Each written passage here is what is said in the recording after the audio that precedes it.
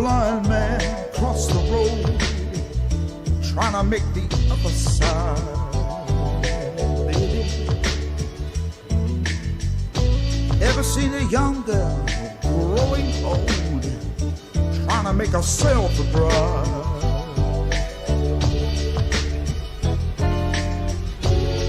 So what becomes of you, my love? Now I am become death, the destroyer of worlds.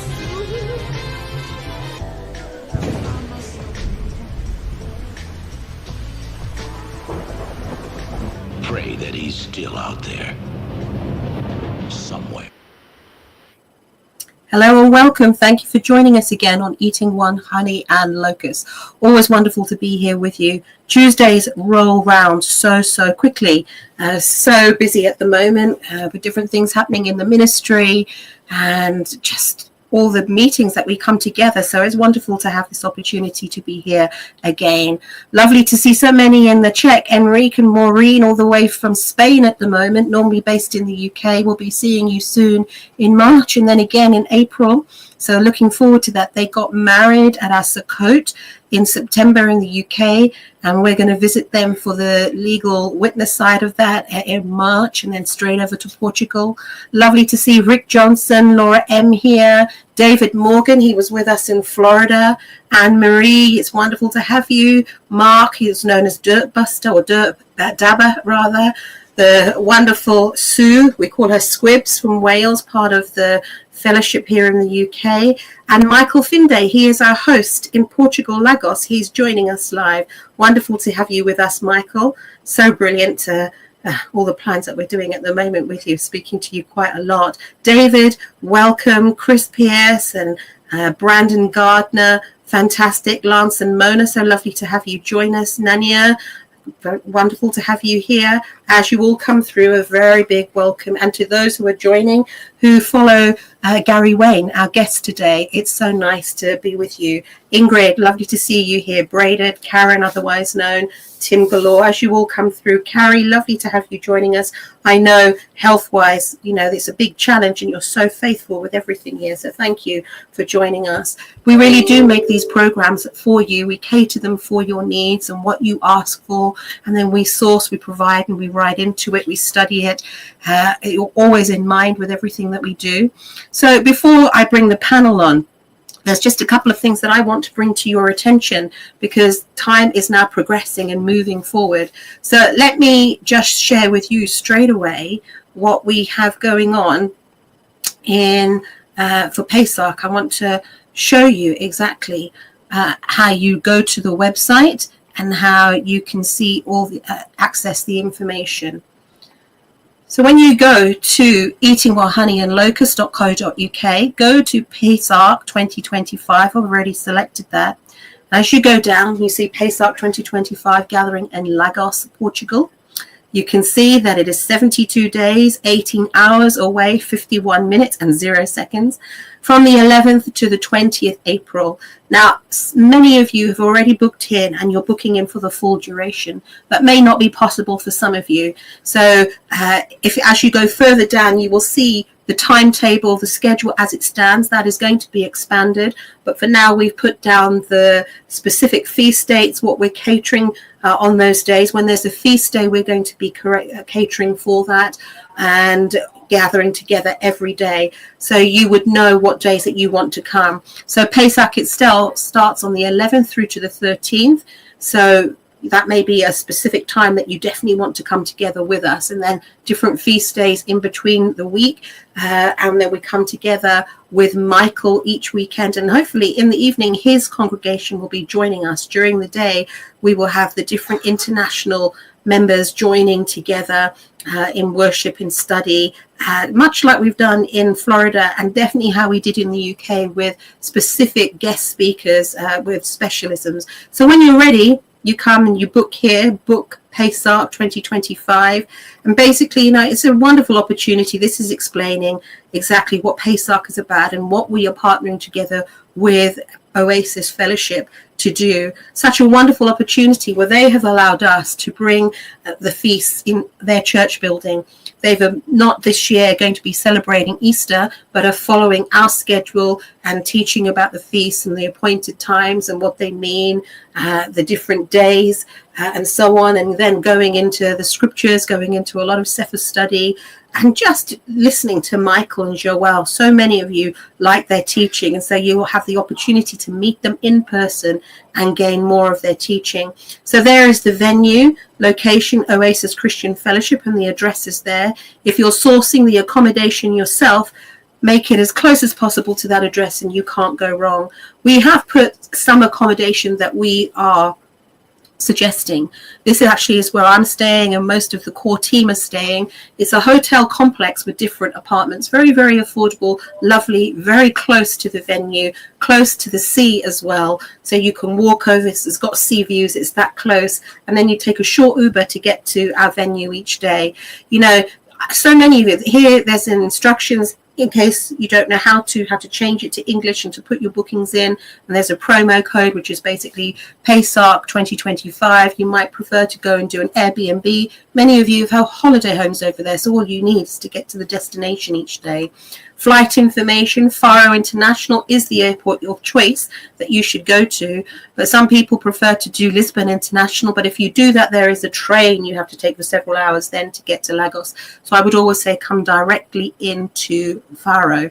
And there's the schedule as it stands. Speakers, that information is going to come. These are the sponsors that we're working with. Of course, you know EWHAL Honey, you know Dr. Stephen Pidgeon from Oasis, from Cepher, Oasis, Michael, who is hosting this event for us in Portugal. Malak Ministries is not new to you. You know David and Kathy Hodge, who work very closely with Eddie Chumney Ministries. We've become very, very close with them, and they are coming with their fellowship over.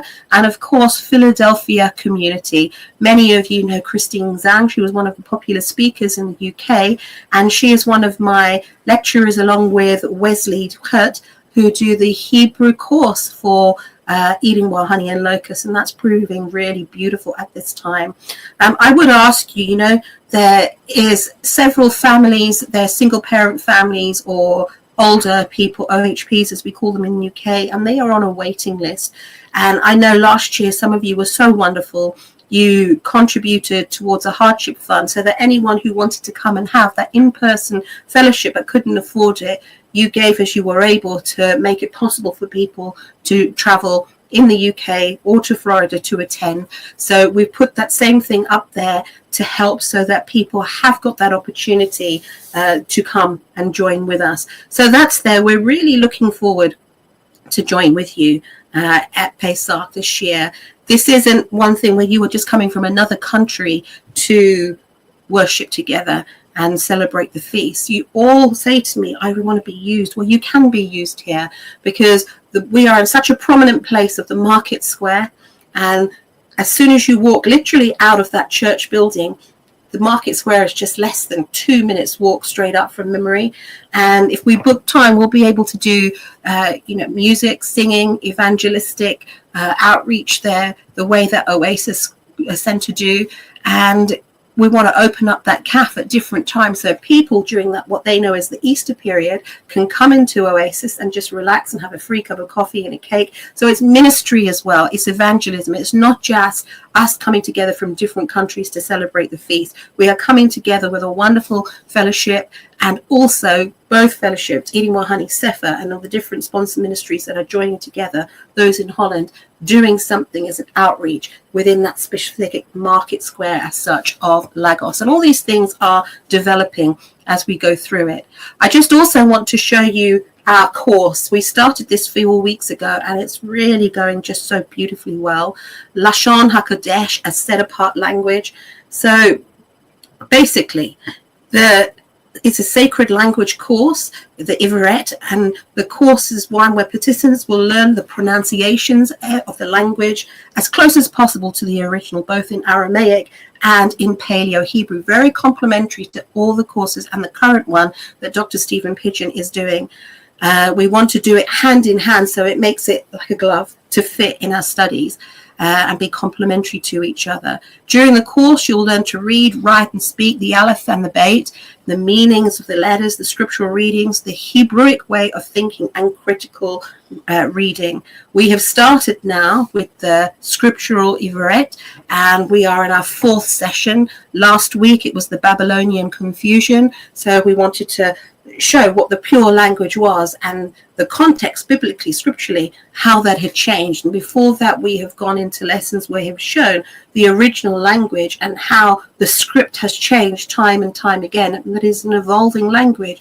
We have shown you the considerations with the Nekadet, but we're not having a focus on the Nekadet, but we've shown you exactly what that means and how you evaluate it, how you recognize it, and we keep on reinforcing these things week by week. And it's a beautiful time of fellowship as we go forward. So there will be another 20 sessions to this one to begin with, and so at this rate it's going to be at least for most of the year that we go through that. But you can join at any point and join the lives and then just go back. So that's the host information, and here are our two, Christine and you, Wesley. They're more tongue-in-cheek photos of them, but it's a good expression of who they are. And that's just a small cluster of the people joining our group there. Wonderful. We've got about 30 in all when they're joining, whether it be live or on demand later on. But there is another event, so please, if you are wanting to be part of this, then join. Just go through the information. It's very straightforward. You set up an account here at Eating Wild Honey and Locust. You go to the subscribe, I think it is. Actually, you don't, but there's somewhere that you create an account, and then once you created that account, then you can subscribe to the course and you have access to all the information. Drew can correct me on that if I've got that slightly wrong. Another event, this is with Dr. Stephen Pidgeon, Sustain Me, 5-day immersive event featuring Barbara O'Neill. This is a month before everything in Pecach in Portugal, March the 18th to the 22nd. And many of you know Jacqueline, we call her Jax for short. She's part of the Cepher Fellowship.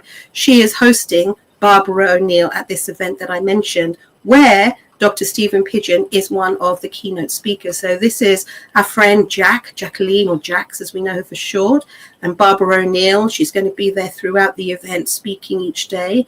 And Dr. Stephen Pidgeon is one of those featured speakers as well. And he is opening up the meeting and the event and the conference on the first day. And then if you go down, you'll see the schedule for all the speakers, including Dr. Stephen Pidgeon. In fact, whilst this program goes on, there is a Telegram group that Elaine De Festano has started. And for those in the Cepher Fellowship, if they get 10 people and you all come together to make your booking, you can get a discount. So she's facilitated that group, and I will put it up there so that you can arrange your own travels and communication with one another. So Dr. Stephen Pidgeon, one of the speakers. Then you've got Jonathan Otto, an award-winning filmmaker, an investigator, medical journalist. Selena Derngate. When Barbara started speaking about sea salt, the algorithms picked up, and this lady overnight became such a success. And so she attributes her success to Barbara O'Neill. And she's based very closely, I think, to where Jax is. And so it was just wonderful that they could come together for this conference. You've got Mike Winner, and then and he is a famous DJ and just very much into health. Maybe for the younger people, more would know him. You've got workshops, Billy Bond, and he's going to be one of the keynote speakers there too. Carla Lee Johnson, the truth bearer, you read on her profile. And then the harmonic breath. And this is Jax is very much into Torah, and so she's going to be bringing the scripture and everything in light of this. Mike Dixon and her mentor, Makero Guilford. I hope I'm pronouncing that right. Many of you will know Nathan Reynolds because John Hallam and Stacey Hubbard often refer to him when it comes to his experience of deliverance ministry. And then Tristan Leclerc. So there's the whole agenda. You go and look at that. But please, I did want to make you aware of that event ahead of, coming into it and booking for it. But also, we are going to have Jax, who's going to be joining us next week. And she will join us for the program to not just to speak about the event, but also holistically about health matters and bringing it again from a biblical, a spiritual perspective. So it's nice to have that from time to time. I know it's one of the demands that you like having here. So let me take this down and bring our panel on. Okay, so Stacey, wonderful to have you with us, part of my regular team here. Well, just glad to be here. Thank you, Stacey. And Drew Bowles, we have him back here. He was in the UK for 2 weeks, and he arrived back on Sunday, I think. And now I think the mornings are going to be better for us. After, like, Bryson goes to school at about 9 a.m. And so I'm going to... Hold on. Okay. And then John, now, wonderful to have you, John. It was been a while since you've been back on here, our researcher for Eating Well Honey. And you've created the program content today, complementary to a lot of the content of our guest, Gary Wayne, his book. Indeed. Yep, indeed. Be plummeting those voids of knowledge. So it's I think Gary and Stephen together will be really interesting mixed together at times before our own. And the Genesis 6 book was one of the starts of my journey into discovering the pre-Adamic age. Right? So it's great. Wonderful. Okay, and Gary Wayne, so fantastic to have you with us. I'm glad you are better as well, or getting better and recovering. And just need to unmute yourself. Welcome, Gary. it is unmuted, so can you hear me? I got you now. Okay, good. So happy to be here, and thank you for inviting me back. And yes, feeling not 100%, but good enough to go. So keep on trucking and keep on doing what we're sort of, commanded to do. So it should be a good show today. Yeah, no, that's great. Thank you very much. Okay, so I just need to check with Dr. Pidgeon that he's received his studio invite, but we can get on with the program. John, can you see if you can access these slides? Can you move them? I'm not able to do that at the moment. Okay, it's all right. So today is called Time Before Our Age, and basically we're looking at the Pre-Adamic and the Antediluvian. Well, that's two aspects of this conversation today. Why don't you take us into more of that as we go into the slides here? Sure. So as always, we've got the precepts of study to show yourself approved. All scriptures given by inspiration of Elohim God, for profitable for doctrine. Sorry.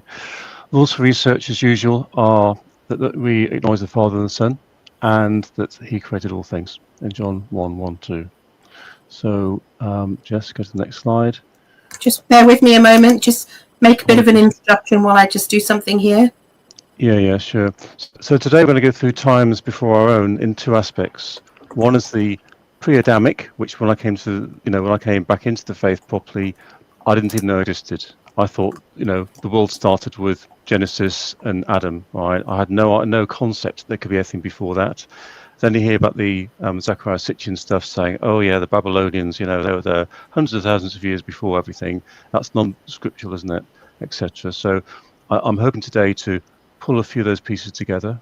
I'm a bit older and wiser, not as wise as maybe I should be, but I'm certainly down the path a bit. I'm hoping to pick the brains of Gary and Stephen tonight a bit on that one. Hey, Stephen. That's good. Welcome, Stephen.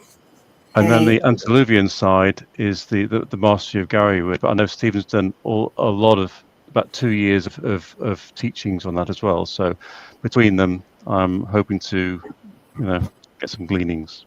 So we'll see. Okay. So a few of the books as usual. Obviously, we've got the Cepher with the affiliate link beneath it. We've got the Genesis 6 conspiracy, which is great. And I see there's a second one out. I haven't got that one yet, Gary. I have to pick that one up. Ancient Knowledge, George Curtis. Just we're going to have one slide on that. And then John North, just for a little bit at the end to show a bit of antediluvian Freemasonry. Okay, and then we've got the EWHAL site with the different PDFs. So times before our age, judgment falls on earth. Let's spin to the next slide. I've been economical with the slides. You've seen this one before, some of you. This is basically talking about the clock in the skies. And as a child, I'd see the earth and it'd be like tilted by 23 degrees. And I thought, well, that doesn't look right. Must be something wrong there, right? until I realized that it needed the tilt to get the 4 seasons. Then I looked at the Enochian calendar with 4 equal seasons, saying, well, okay, they must be in the mid-range of the latitudes, etc. So then you realize that it's actually planned. And then when you go a bit further on, you realize, well, actually, you know what? The tilt actually gives us a clock so we can tell the time. So it allows us to look at astronomical objects and planetary objects over the space of millennia. Okay, so this slide here basically is one that shows you that today we're on the Polaris North Star, as you can see ahead of us now. And the Polaris North Star is on the foot of Ursa Minor, or the Lesser Sheepfold. That's very important for us because the sheepfold, if you look at the stars in it, has He Who Cometh, the Herd of God, the Chosen Flock, He Who Turned, etc. That's where we are now. So we're at a very, interesting time astronomically to have Polaris as our pole star. Before that, if you look 4,000 years before that, you got Thuban, and Thuban was a snake.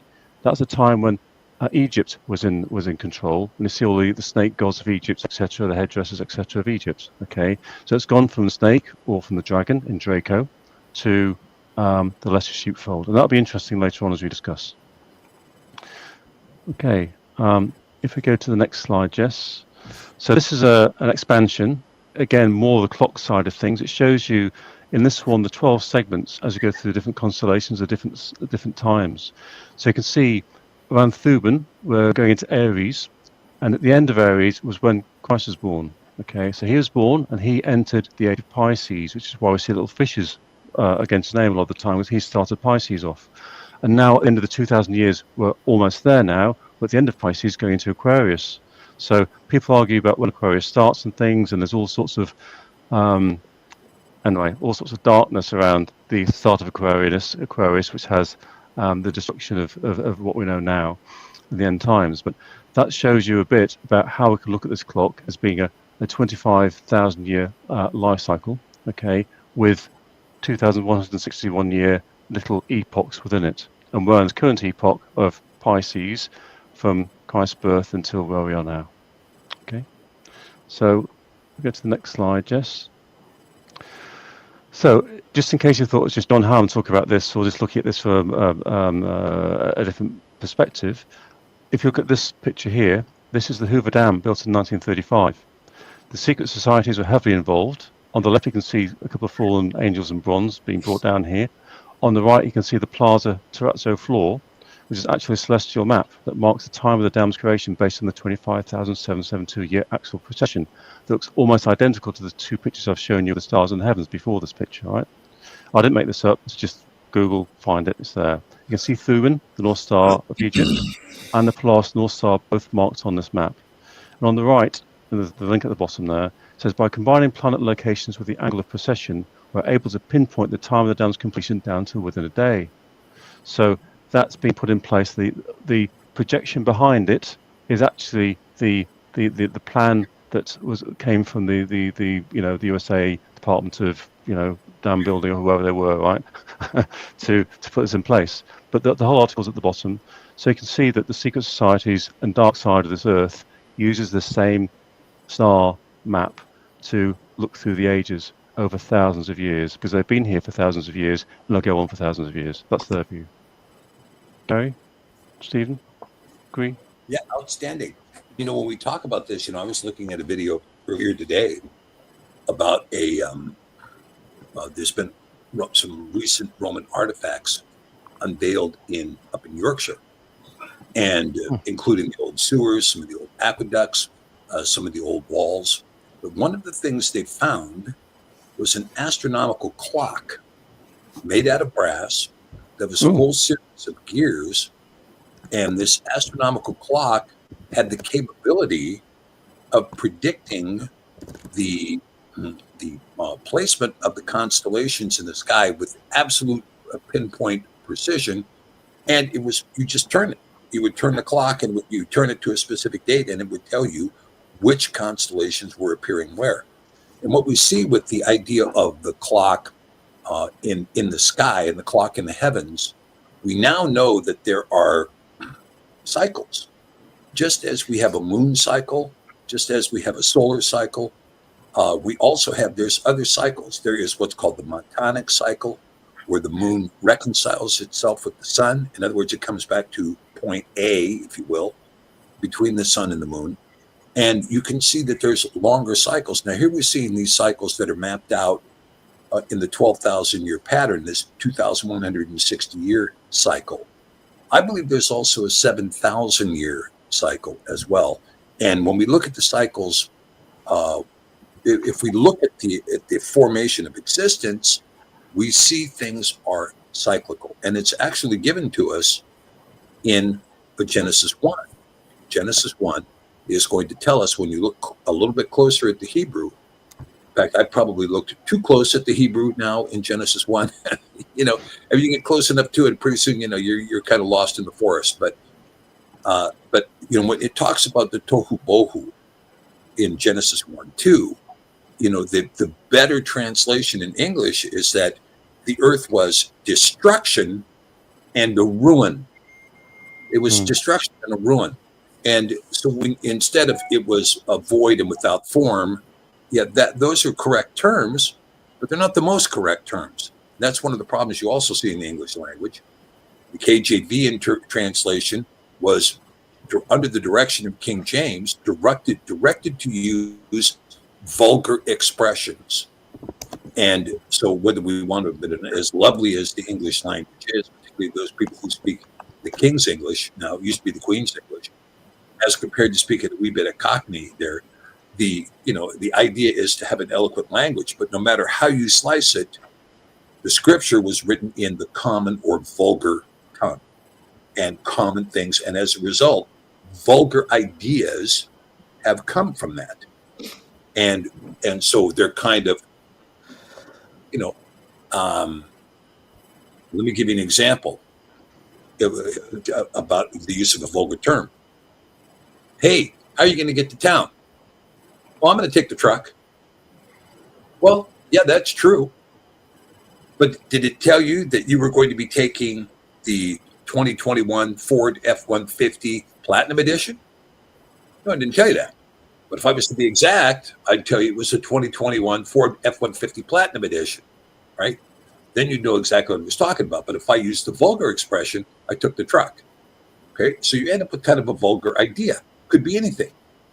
And when you look at this idea 1:2, it's telling you that the earth was destroyed and a ruin, which means that, and then the word is going to be used to replenish the earth.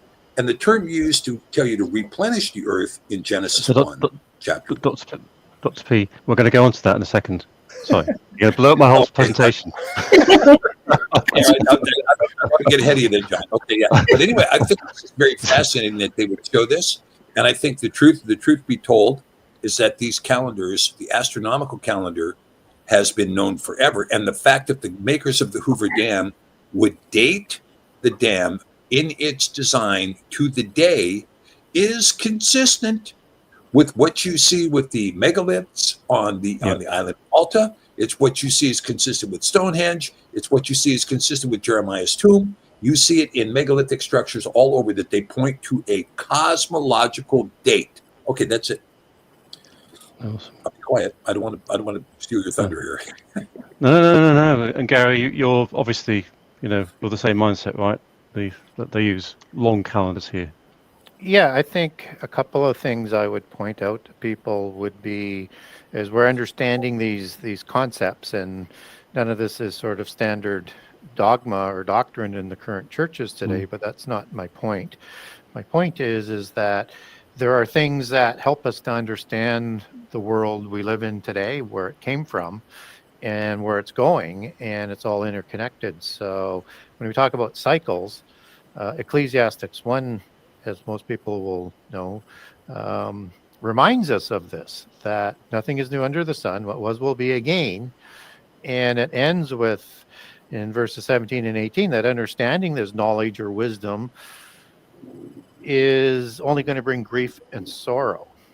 So that means there's things in the past that come in cycles that are going to happen again, that things that we aren't going to like a whole bunch, and maybe even don't even want to believe. But it's telling us to dig a little deeper, I think. So when we look at celestial procession and in the different ages, that's not necessarily astrology. It may be wrapped into polytheism, but we ought not to, as Christians and followers of Jesus and God, not recognize what God has created and not dismiss what is there and what clearly sort of happens in cycles. So understanding astronomy is not an issue. Naming everything after the pantheon of the gods and saying that those stars and bodies in heaven dictate our futures, that's a whole different ballgame. So it's good to understand these celestial processions, and that if it is working in cycles, it's hinting to us that just looking at what God created, we ought to be aware of something larger than what we're typically focused to narrow down on in terms of a time frame. So just sort of as a bit of a thought process there. And then I would also look to double tap on what Dr. Pidgeon is talking about in Genesis 1:2, where there could be an unlimited amount of time before the renewal of the earth, as Psalms 104 refers to it, when God sends his spirit. And that word, void and those words void and formless, as described by Dr. Pidgeon and as Toho and Bohu. I butchered those pronunciations that I usually do, so don't worry about it. Or I don't anyway, seemingly. And so I would also say that we need to really focus on that word Haya that comes just before, which was translated was. And that can be translated as became. So you have to pick what fits the context of the sentence, what fits the context of the chapter, and doesn't put anything else out of contradiction. And so when we look at when God doesn't create anything in vain in Isaiah 45, that's Tohu again, or Tuhu. And so he creates the world to be lived in. So he creates it in whole, but yet we have this something that is sort of ruined and became a ruin, became without form. And so we should not be locked into standard dogma. We should be locked into what it actually says and what the rest of the Bible says. And if it's pointing us in a direction to look to an older earth versus to look for a shorter earth, which seems to be a bit of a misdirection there with the understanding of Tuhu and Bohu, then I think we need to dig deeper into these things. But understanding those cycles, both whatever might have happened between Genesis 1:1 and 2, then whatever happens between days 1 and 7, and then after day 7, and then whenever Adam is created, and then the flood, and then understanding that all of those might have cycles within them. We want to be careful with, so that we're not going to go to our biases, but it opens us up to the idea that we can start to make sense of other data points. For sure. So Jess, if you go to the next slide, this hits on both what Stephen and Gary are talking about, because on this slide, I've thrown it all on the table for discussion. All right. So we've got the idea here, as they both rightly said, and I concur completely with them both, that we've got the creation events, which if you look the top down, left to right, you see the creation in the green boxes at the top, saying Genesis 1:1, in the beginning was Elohim. Elohim created the heavens and the earth. Okay. Statement done. We then got a break. I'm suggesting that we've got the Iridium KT layer, which I've got a slide on later on if you want to discuss it. They put it as 66 million years ago, but it might be 250,000 years ago, might be 300,000 years ago. I've got no idea. It's sometime in the distant past, but I don't trust anything that's been told by anybody through normal media anymore. So, but we'll go into that. The KT layer is very important. It shows a defining period on this earth where life was extinguished, and we can measure it. Okay. The next one is the concept of Isaiah 63:3, which I've done a short study on and put in the Spiritual Warfare Guide with Stacey, which is the concept here that, I have trodden down the winepress alone, and the people there was none with me, for I tread with my own anger and trample them with my fury. And their blood shall be sprinkled upon my garments, and I'll stain my raiment. Now, if you go further on from that, it talks through and talks about he's in Edom, but Edom just means red. It could be red earth, it could be red planet, for instance, as an example.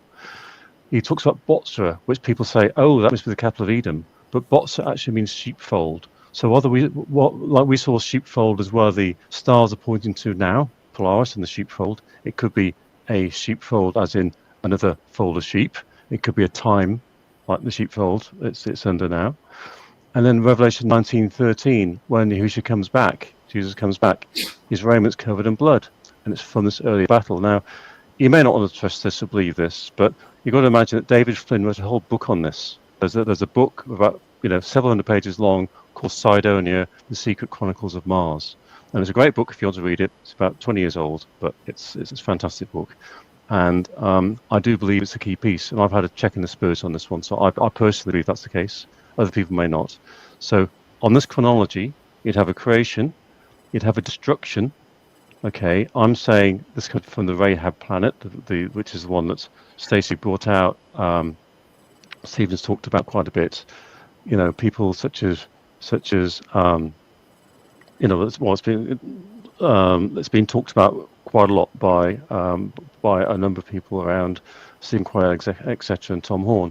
But when you dig into that a bit more, there's several verses. I've got a slide on that as well if you want to talk about it. But the idea here is your creation, a destruction by wrath, and then a recreation. Okay, so Genesis 1:2, which is exactly what Dr. P and Gary have been talking about now. So, Gary, Dr. P. Yeah, if I can, I want to expand a little on something that Gary said earlier about the word hayah. Because the word that appears there in 1:2 is kind of an interesting spelling of hayah. It has a tav in the middle of it. And the tav in the middle of it has an implication. When you see this tav, the tav is kind of a floating prefix, if you will. It floats in the middle of the word or at the end of the word sometimes. But it has this idea of tav, has the idea of shall. So for instance, when you look at the Ten Commandments, it'll read lo ta na'af, you shall not, right? Lo not, but the tav is you shall.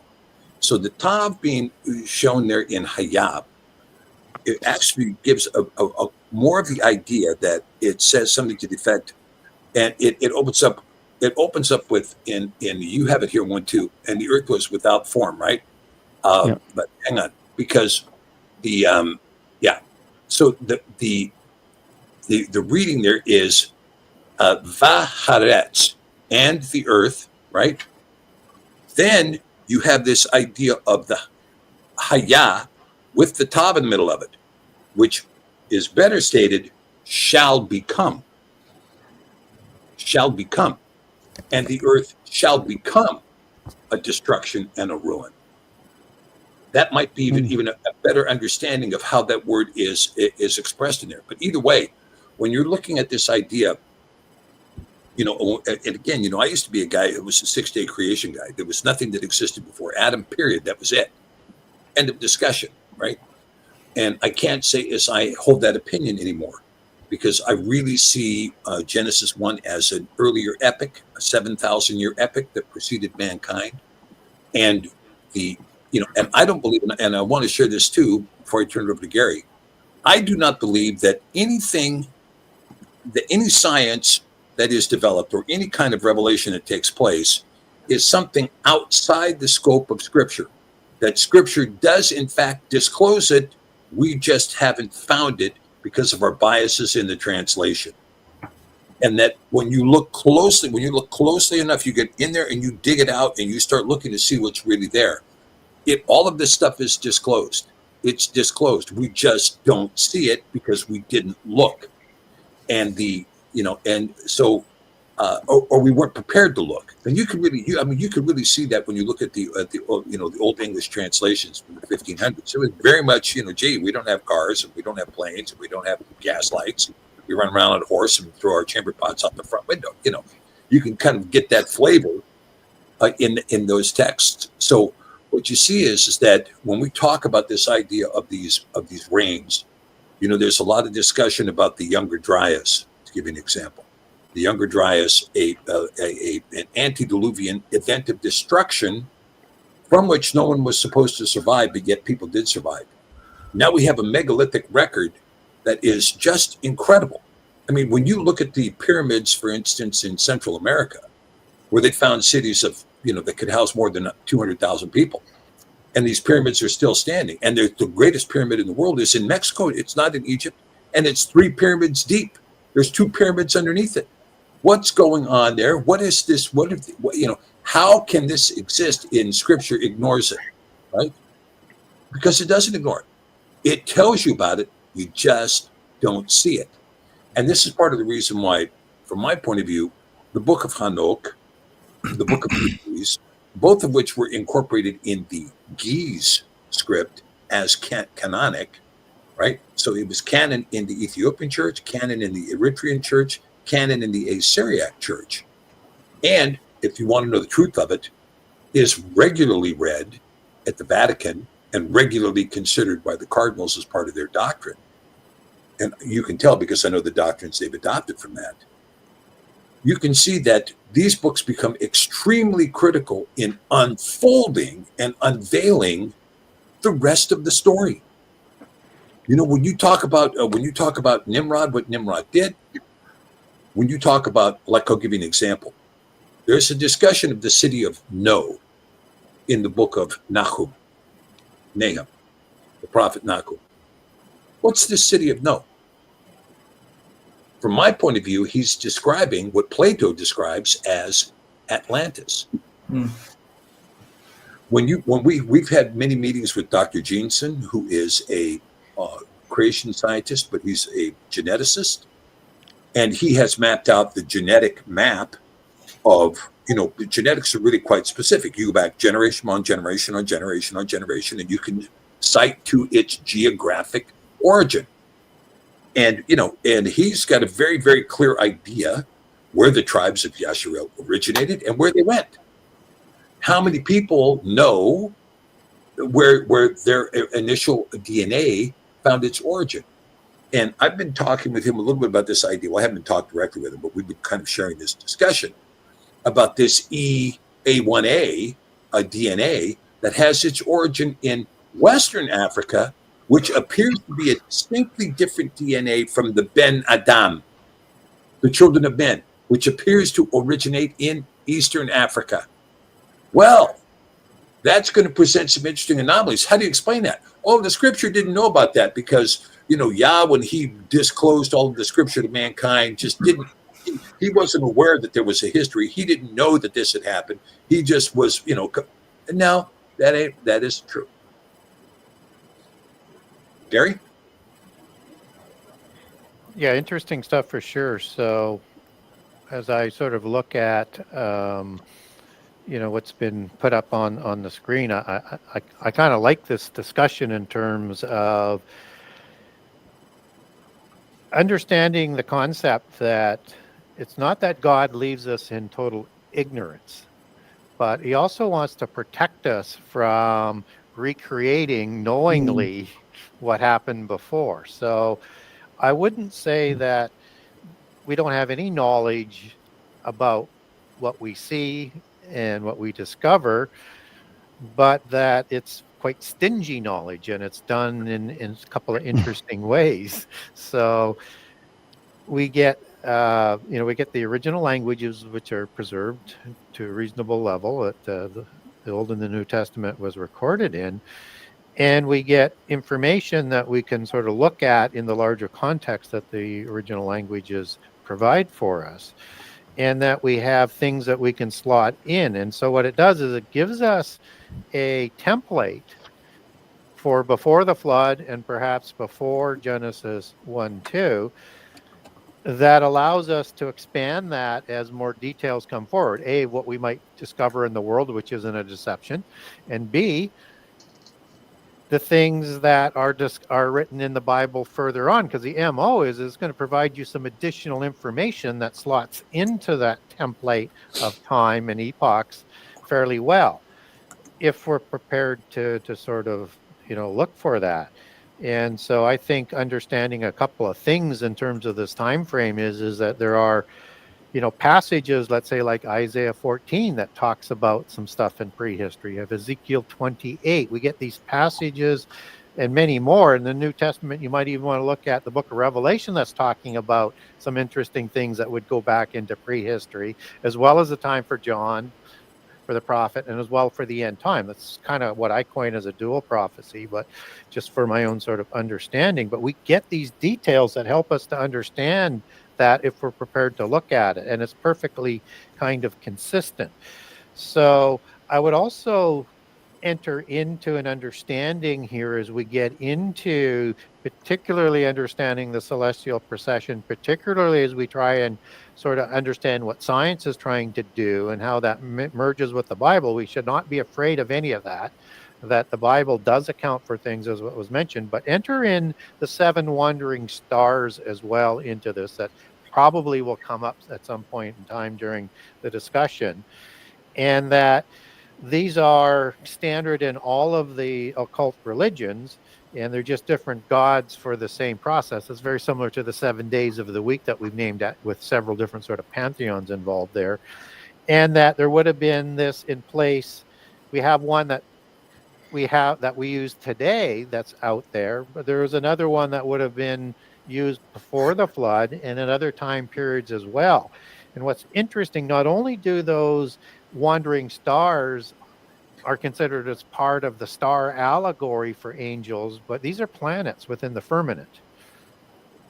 And so we only get 7.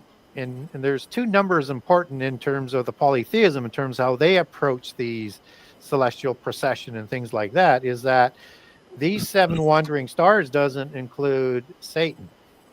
He's the 8th. So number 7 and number 8 that we want to always be aware of as we're trying to understand that.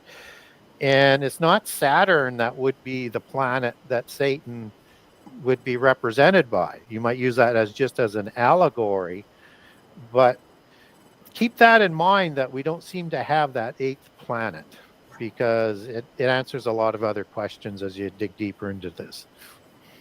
Okay, well, that's very enlightening and cryptic at the same time. I don't want to get ahead of your presentation and stuff. So Oh, dear. Mysterious. yeah, there we go. So hey, the next bit then is concepts. Oops, sorry, no, just go back to the same slide. Sorry, I was only halfway down it. Sorry.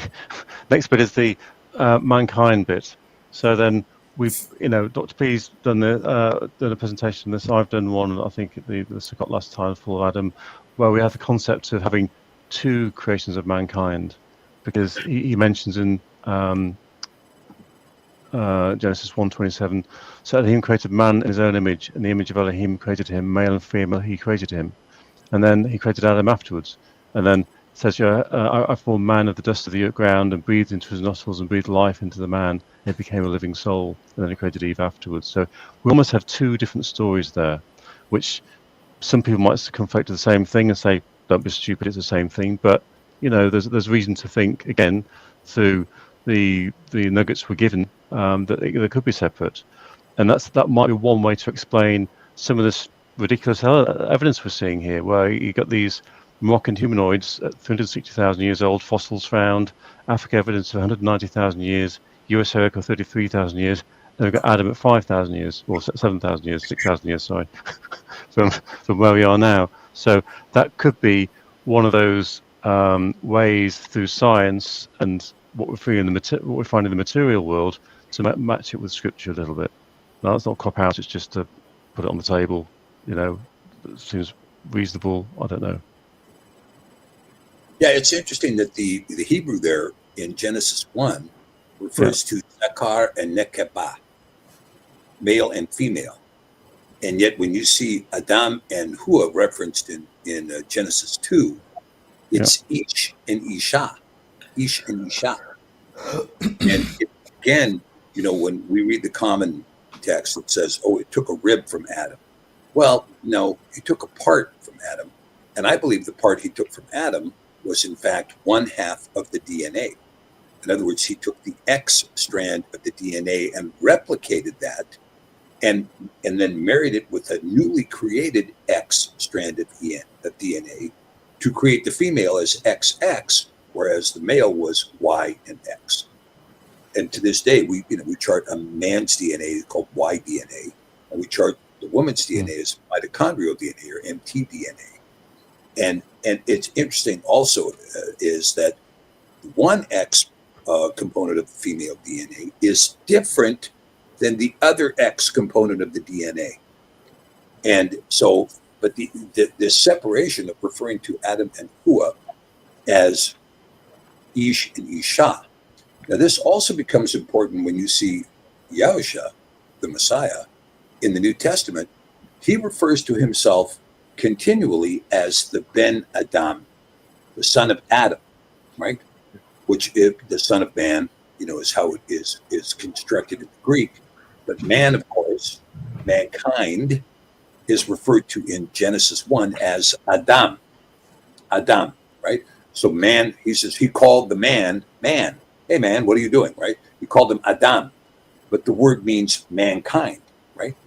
And so when you see the Mashiach referring to himself as the Ben Adam, this is a very particular idea that he is telling you his lineage has its DNA source in the creation of Adam, in the breathed life of Adam. But later on, he's going to tell us that he is the Ben Elohim. The Ben Elohim is going to appear after the transfiguration. And you might also recall, there's a very interesting passage when Mashiach is straightening out the Pharisees. And he says, well, haven't you read the passage that says, I call him my Adonai? He says, how can the Ben David, the son of David, be called his Adonai? How can he be his son? Very interesting passage.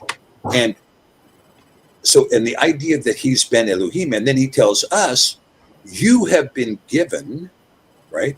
You have been given the authority to become the Beni Elohim. This is what he says, right? So these are you could try to contemplate it as a mystery of the Gospels. I mean, that's one way of looking at it. But the critical factor here is in understanding this idea that the Ben Adam is separate and distinct. And so now you go back in the paleo record and you see what appears to be humanoid existence, whether you're talking about giants, whether you're talking about red-haired guys with weird skulls, with elongated skulls and 6 fingers, or what you're talking about. There is a paleo record that depicts an anthropological being that is humanoid, but is distinct from the Ben Adam. Okay. All right. Let's score on that one. Gary, what's your take? Yeah, a couple of things is when we look at the account in Genesis 2 versus Genesis 1, the details are completely different. And, if we look at how sin enters into the world through one man, everybody sort of looks to Romans 5:12 and says, well, there couldn't be anything about that before, but they don't, look into the word imputed, which means when there is no law, sin and accountability for sin that may be going on isn't accounted for or imposed. And so in day 6, you don't get any laws. In the Eden account, you only get one, even though there might be more, but there's only one. And that's not to eat from the tree of the knowledge of good and evil. Yeah. And that's when sin enters into the world. So if you had fallen angels doing things inappropriately before, or the people of day 6 doing things inappropriate to God's ways before and following the fallen angels, including the Nahash serpent and their kind that would be created in day 6 and maybe even up to 1,000 years before, all of a sudden you have an understanding here that there's likely 2 different creations. And now if you have, Eve created differently as from the females that are described in Genesis 1, you have another detail that's sort of out of sorts. And I don't believe the Bible contradicts itself. And so it has an MO of adding more detail, but it's never in contradiction. So you can have a different creation going on in the order of creation that's in Genesis 2. So all of this is implying there's a couple of different creations, and we have no idea how long it is from day 7 to the Eden account. And that if you're going to have another recreation, that implies there might have been another disaster. Now that I'm just filling in the gap for detail, but we wanted to be able to understand that. Another interesting thing that we want to do as we look for adding detail into the template is we need to consider always, I think, from a New Testament perspective. So again, to pull in what it says in the New Testament as being cohesive with the Old Testament, 2 Peter 3, when a day is like a day for God is 1,000 years for humankind. And people say, well, you've got the start of the morning and the dusk, and that's the day. So it could only be one day. Well, that's one day as he's doing whatever he's doing for God, which would still be 1,000 years. And that God does things that are out of the context and laws of the physical universe. And that's how we know things are done by him and in a different way. So when we look at 3 days of darkness, or the God causing the sun to stand still in the time of Joshua to finish the battle, or a star standing over Bethlehem that shouldn't be able to do that, that's because it can't be created by the fallen angels or the gods. So it's something that is only the God Most High can do. So we want to sort of enter those types of things into it, and that you have this earth that's in the water, that was out of the water, that perished. Well, the earth didn't perish in the flood, so it doesn't sort of fall into there. And it's the destruction by fire that's also reserved to the end time. So again, it's talking about cycles and what happened in the past and giving us a little bit more detail. And that word, and I think Dr. Pidgeon mentioned it earlier on about being replenished in Genesis 1 after, is an interesting word. And the standard sort of how it's rationalized away is that they say the word replenish didn't really come into an understanding as replenish until the last few hundred years. And so when they translated it, it just meant to fill, and thus you have that translation to fill. But that's not really quite true, because the word replenish was actually being used in the 1400s. As you get the build-up to the Baconian English that's going to be used into the KJV. So I think they chose the word because of the understanding they wanted to put in, whether or not you think the translators were all Christian or not. I think they're trying to convey a meaning, because they could have just put in plenish, right? They didn't have to put in re. And that word was understood as separate words or an add-on to the original plenish. But that word, as say in the etymology, was being used well before, and it all goes back to Latin plenus, to fill, or to be full, and to do again, you have to put another prefix on there. So no, exactly. So it's a redoing of what's been there before. Yeah. So I just wanted to underline a few things, but it starts to sort of flesh out a larger template of the details that we have. And even though it may be a bit of cognizant dissonance for a lot of Christians to start to look at this, I mean, we all went through that, but it's better to know than not know, and to be able to make sense of the details than not. But it's the lack of information, but not a total starvation of everything. Starvation of it, as it not being there. We just have to look for it. Yeah. No, thank you, Gary. Cool. So we've got a few more lines here. I mean, I've got some slides on the next lines anyway. But basically, the idea here is that the Turin Kings list, found in Egypt in the 1800s, shows a date of 39,000 BC for the list of Egyptian kings. The pyramids in Egypt, the Amano I've got a slide on that as well, shows a date that's better. The GoFundMe had 10,500 BC, I think, but there's a better matching at 36,420 BC when you look at the wider Giza Plateau monuments. both at 40,000. You know, the Chinese have a 40,000 date as well for start of creation somehow, but I'm not familiar with that much. Sumerian kings list is, 260,000 or thereabouts. And what's interesting there is they have the kingship came down from heaven several times, and they have a pre-flood in their list at about 20,000, about 30, about 30,000 BC. So that gets interesting. We might want to spin a couple of slides, or spin to the next slide, and then we'll crack that open a bit as a discussion, if that's okay. So I read that book about 6 years ago, The Genesis 6 Conspiracy, and after reading the book, the first thing I did was put this timeline together, because the top half of it was the good stuff that I was aware of from the Bible and looking through the Torah, etc., in terms of the Adam, Seth, Enoch, Canaan, Jared, etc., right? And even Enoch and the days of Jared, the watches came down and stuff. It got interesting. But the bottom grey half is stuff that I wasn't aware of until reading the Genesis 6 book. And that goes into the Antediluvian Freemasonry, Enoch the Evil, and so on, right? Which is kind of begins another story of darkness, which is followed through to our current times, through the secret societies and stuff, which is kind of useful, right? But it helps you then to align the two pillars of knowledge through the flood. Nimrod can be at the other side of it, the Tower of Babel 150 years later, and then at the bottom there you can see the Babylon rule, which is like 1,000 years plus, right, of Babylon from Horus and Nebuchadnezzar in 500 BC. The serpent was ruling the world basically across that period.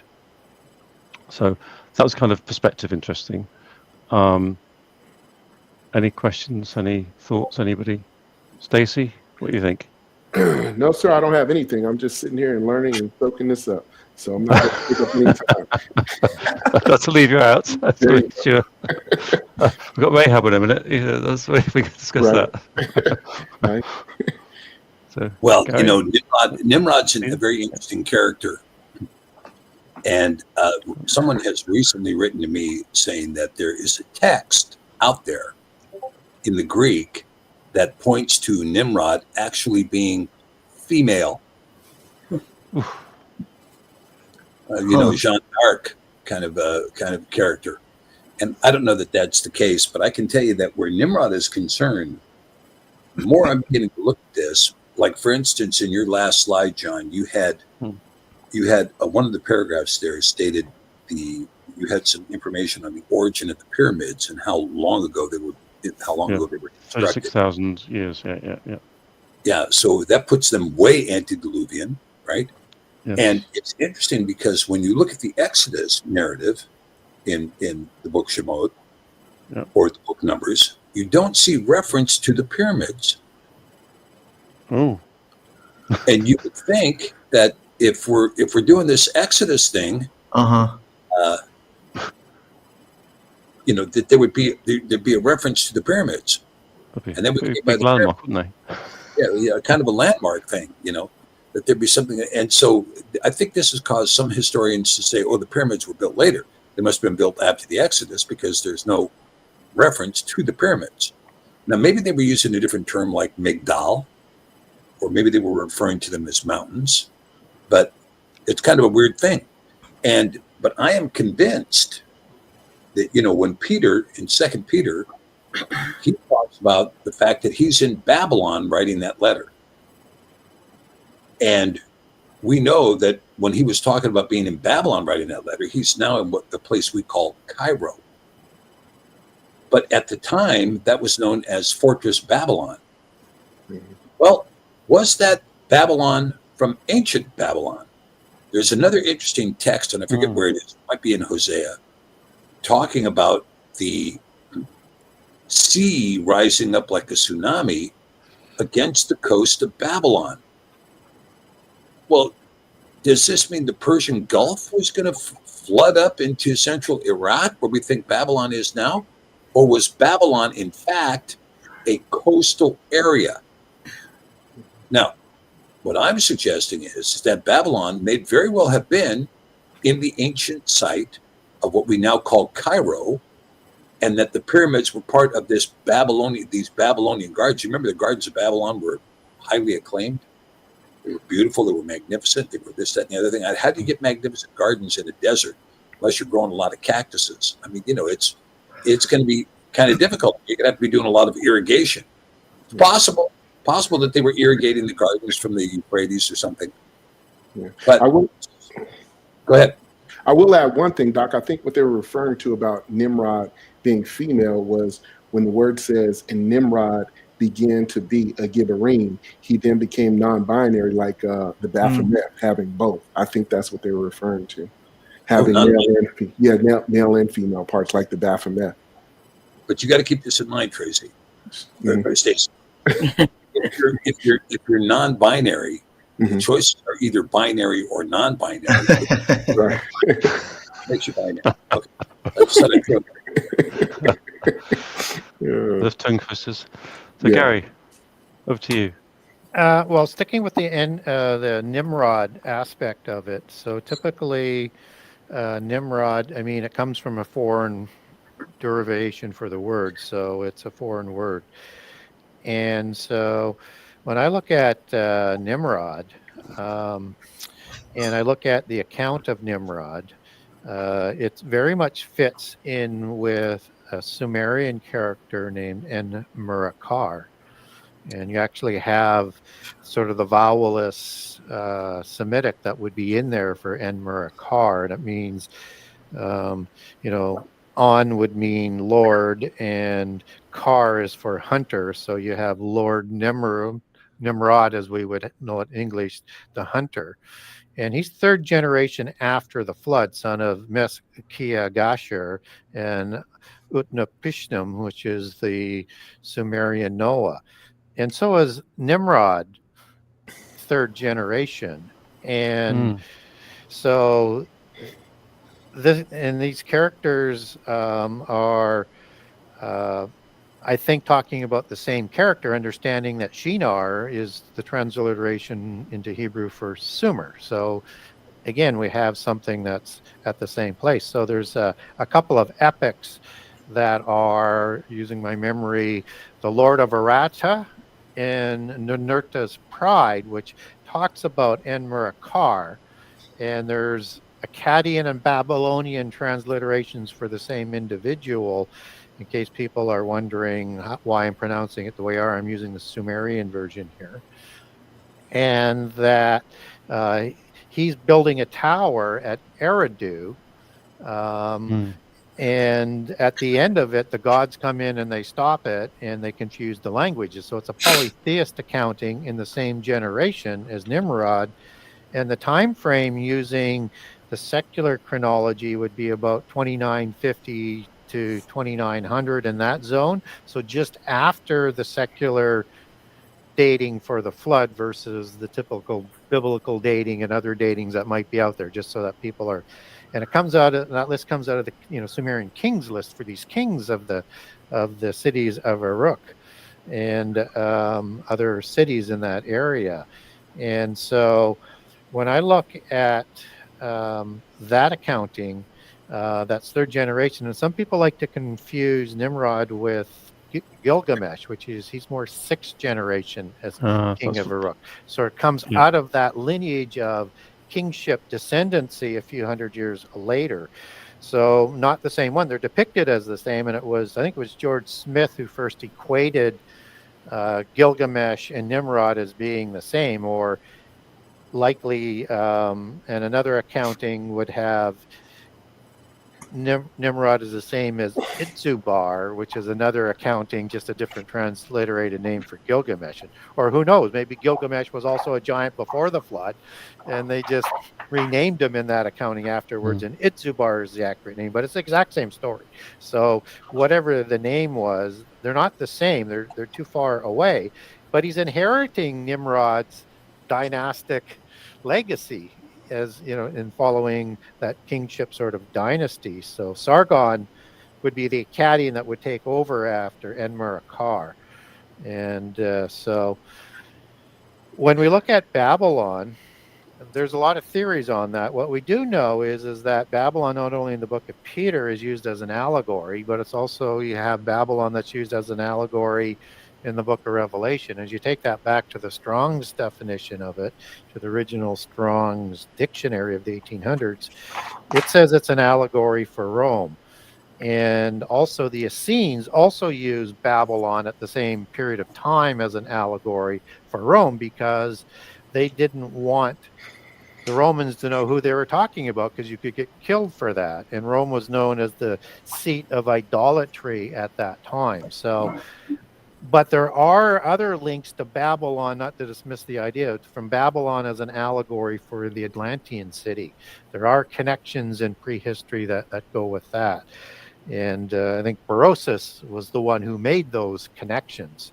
So again, you have a Babylonian account that's connecting Babylon to Atlantis, and those are also allegories I might use for some of the traits of end-time Babylon as well, particularly as we get those 10 kings of the new age of Atlantis, as the polytheists would talk about, and this trading empire that would be similar to the other allegories to describe Babylon in the Old Testament as Tyre, and the city of blood as Nineveh, as they all come out of those beast empires. So. Harry, which way's north? I'll tell you, which way's north? It's like you get spinning in circles, don't you, when you start looking at the misdirection and the overwrites and the, this, that, and the other going on through time, through different agencies. It's something. What I try and do is I look at all of the different sort of aspects, and then I look at the common denominators for the consistency, and then measure that against how does that line up with what's in the Bible, and that helps me. You don't get it right all the time, but I think you get more direction out of that. But we should understand that there's a lot of conflation and purposely made misdirection in that conflation to keep these things a mystery. Definitely. Gary, I got a question for you. Have you looked at the city of Calneh? That one of the cities that that Nimrod formed. I mean, the Erech and Calneh. Yeah, I have. I haven't done a super deep dive on it, but I mean, these were very, very important cities for the rising Akkadian, Assyrian, Babylon kind of cities in that area.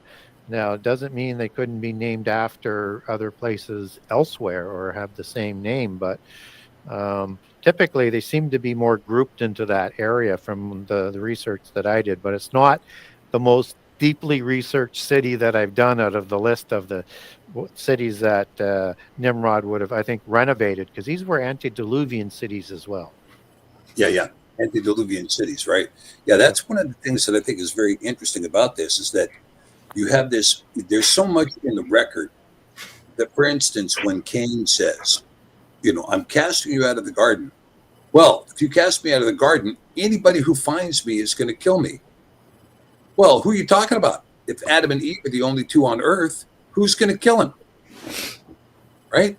And then you even see things like, for instance, in the story in Jubilees, where you talk about the birth of Canaan, the son of Araphaxad, who would be the father of Shelach, and who's identified in Luke 3.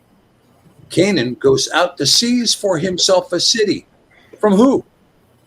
Who's the city when he's 3 generations in? For that matter, who are the cities that Nimrod was seizing? Who are these cities, right? That all of a sudden you're controlling with what? 50 people? How are you doing this in the 3rd generation? Who are these cities you're talking about? So the inference in all of those cases is that there must have been survivors from at the antediluvian period that had once again propagated in that area, and there had to be other forms of humanoid life on the earth that would threaten Cain, that he had to be marked so that no one would kill him. And so these things, I mean, the inferences are there in the scripture. I mean, I don't see how you can avoid them. Yeah, and it's not there to confuse us. I mean, and there are 2 different accounts. So as we look at who Cain is leaving Eden, which is the border on the east, the Euphrates River, and he's going east. He's going into Shinar, into Sumer. and he's going to build a city there. And for who? They're not there because, and I won't go through all of the minutiae of it, but you don't have any daughters and sons born until Adam is 130 years old when Seth is born, and then sometime later daughters and sons more are born. They're not named, so it makes no sense that that Cain would find anybody there. It just doesn't make any sense unless there's day 6 people or some other types of beings around there, because he goes to build a city for who? And typically you built a city with walls to protect yourself from who? Who was he afraid of? And where did he get his wife from? And so this suggests that these are either day 6 people, or there are some other types of beings similar to how maybe the Nahash were created and aren't really accounted for except as a beast of the field created in day 6, but they're walking, talking, intelligent people. I kind of stay focused more on the humanoids. With Nimrod, it's kind of the same thing, but what we get from the history after the flood is there's different peoples that may be there. And these are Aboriginal people that are there, and they populate the earth either by surviving the flood or being recreated as in giants shortly after the flood. And so, again, historians like Smith, like other ones, they're looking at these Elamites that are there that Nimrod's going to intermarry with.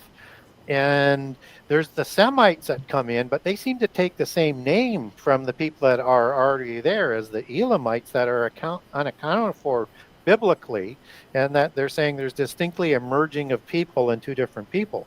That's the Hebrew Olam, or Elam and Olam as being equivalent, and these are the ancient peoples, the Aboriginals, and I think these are part of the giant tribes that either survive or are recreated after the flood.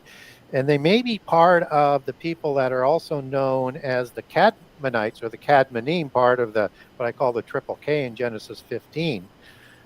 And that in the Ugaritic text, you have the Ben Kadim, the ancient people of the East that are giants, part of the assembly of the Detanu, created shortly after the flood. And you also have the Kenim, which is also another tribe listed in the Ugaritic text and out of order for when that should show up, as they are listed in Genesis 15 from the standard patriarchs you would account them for. And the Kenazim are the same. And in book 1, I kind of look at the Kenim and the Kenazim and the Gershim as unaccounted for, perhaps survivors of people of day 6, as you get these different accountings of their survival after the flood. But they don't have any patriarchs within the table of nations, so that could be one way that humans, but typically as we get people that show up and they're Aboriginals as people, these are giants that are starting these tribes. And these seem to be Aboriginal giants before the migration of the people into Babel, that they're going to go live amongst them. And they seem to be giants created according to the polytheist accounts like the Ugaritic texts. Yeah, fascinating. Absolutely fascinating. And, when you look at that, in Genesis 6:4 implies the same thing, that there were giants in the land in those days and after. And after is the phrase that's used there. And I think the implication is that after the flood, they're also going to be there. And then, of course, you get to Numbers 13:33, that in those days there were Nephilim, the sons of the Nephilim, the sons of Anak. And this is a post-Diluvian representation of giants being in the land, of which Goliath was an example. Og of Bashan was another example. Of you have giants that were there after the flood. And there's been lots of theories talking about how that happened. Was there another group of fallen watchers that did this, or were they day 6 survivors? And I think the day 6 survivor there is some literature, and I imagine you probably run into it, Gary, of other people having survived the flood. I think there is some literature about a woman having built a similar thing to the ark and surviving the flood. Yeah, later in book one, I talk about the accounts of survivability after the flood. So it's both day 6 people that have accounts and separate ones for the giants. And we shouldn't conflate the two. And so I leave a small crack open for people or giants surviving the flood because but more for the giants, just based on the language in Genesis 6 and 7, where it says God was going to bring the flood, and he was going to kill all the things on the earth or on the land that he created. Well, he didn't create the giants, but I think you can make a better case that he created the people in day 6. So that would say why I would say I lean a little bit more to possibility giants surviving, but not other people, although I'm still somewhat open to that idea of people surviving. And that language in Genesis 6:4 is very interesting. I wish we had that passage after the flood, but the understanding, as you say, is kind of correct. It could be understood as, that they created again as in like manner, both before and or after the flood. Like they could have been several creations of giants before the flood, but it's all done in like manner. And if there's a creation after the flood, then it would be done in a like manner as well. And so when we look at how the Ugaritic text talks about the offspring gods versus the parent gods ruling before the flood, offspring gods after the floods, it's Baal and Anat, which are the ruling duo of male and female god and goddess, versus El and Ashtaroth before the flood. And so Baal, Anat, and the other Baalim, gods of the council there, create the Rapiu or the Rapiem, RPM in the original Semitic, which is the same root word for Rapha and Raphaim for giants, which is the predominant term after the flood. So you get that second incursion accounting in the same place with the same gods that the Bible is talking about in the same basic root Semitic language. So you can make a lot of parallels in there. But what's also interesting is that you have in the Epic of Gilgamesh, you have Gilgamesh being 6th generation and son of the king Lugalbanda of Uruk, a male in this case, and the mother bull goddess Nin or Ninsen. And that's the second incursion after the flood, just as Enkidu is, who is created to offset the evilness of Gilgamesh. But you also get the flood story there. And all of these individuals, whether it's Utnapishtim, which they say is the Genesis Noah, in the how they try and sort of degrade the Bible and its accuracy. He's 2/3 God and 1/3 human, just like Gilgamesh and Enkidu is, and all of his family are that. These are demigod giant kings that are on an arc where you have the details that are similar on a macro level to the same event, but the details are different at the micro level. So you have 2 incursions of giants there, according to Sumerian. And you get a similar accounting in the Greek, where you have all of these original giants created by Kronos and Gaius and the parent gods, where they died out in the great wars and the great flood. But you also have other giants, another race of giants created by the offspring gods, like Zeus creating Hercules after the flood, or Theseus or Perseus, and all the other ones that would sort of go with that second incursion.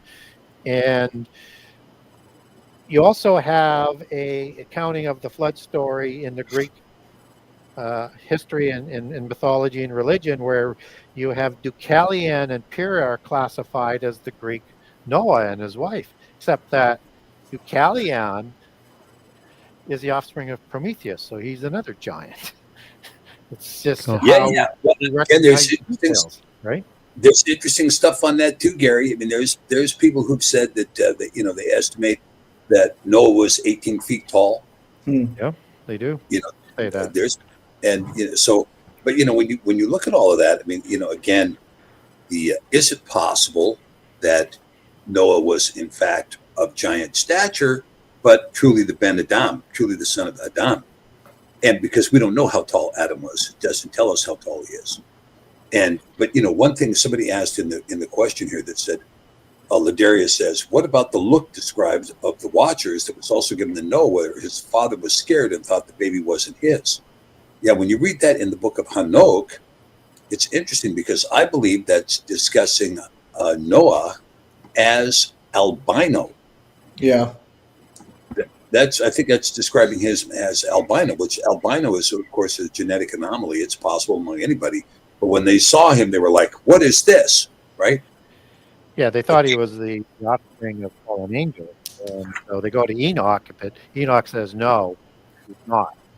But I think what's identifying is that Noah's going to do something special. And there's a sense that he's going to have additional power. And however tall Noah was, the giants, because giants by definition would be so much bigger than the other species, would have to be even bigger. Yeah, right, So, right.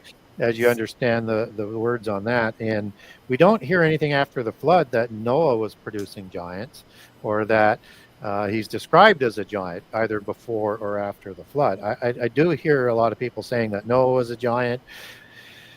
Some of the sons were giants. All of the members were giants. There's a lot of different versions that are out there.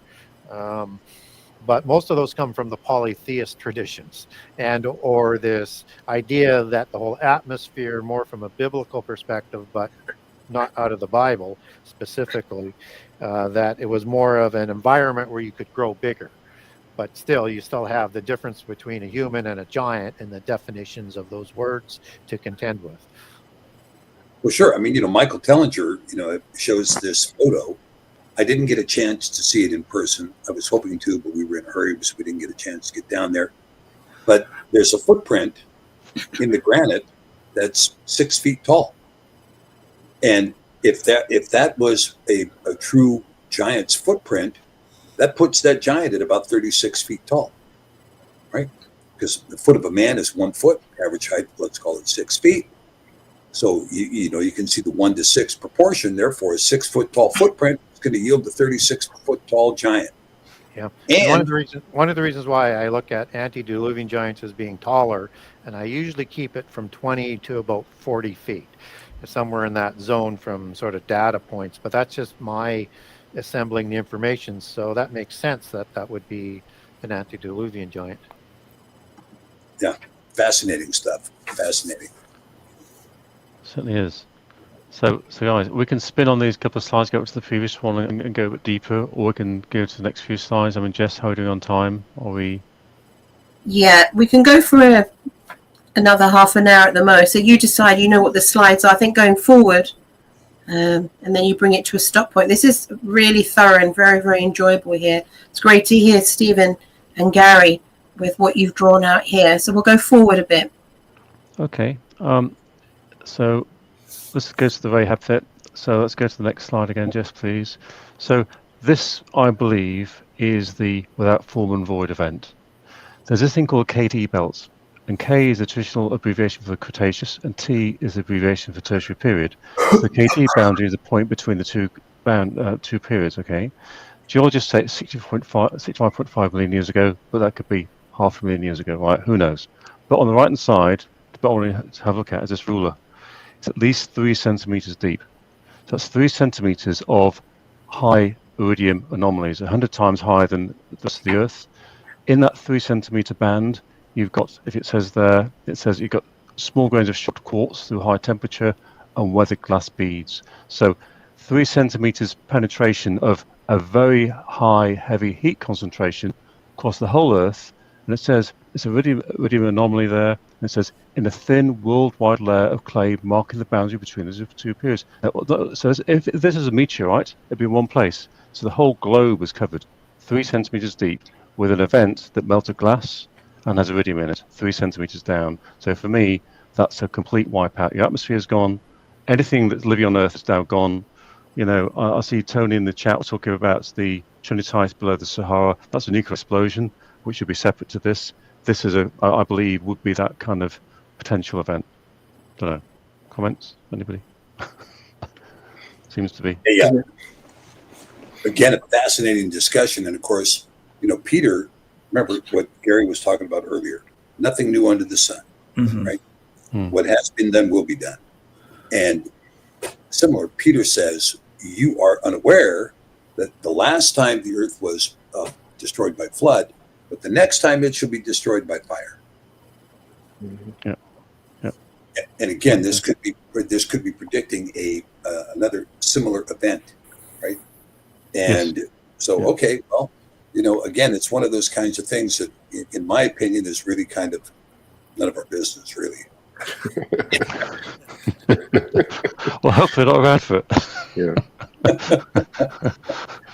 So, And it also, and- John, it also could have been plasma instead of nuclear, similar to like the flying Brahmanas from India. They had plasma weapons. That did oh, see, for the Trinitite stuff. Yeah, that's Mhm. true. True, Sahara, exactly. Yeah, but that'd be a different event to this one, but it'd be Right. 100%. Could be Trinitite, exactly.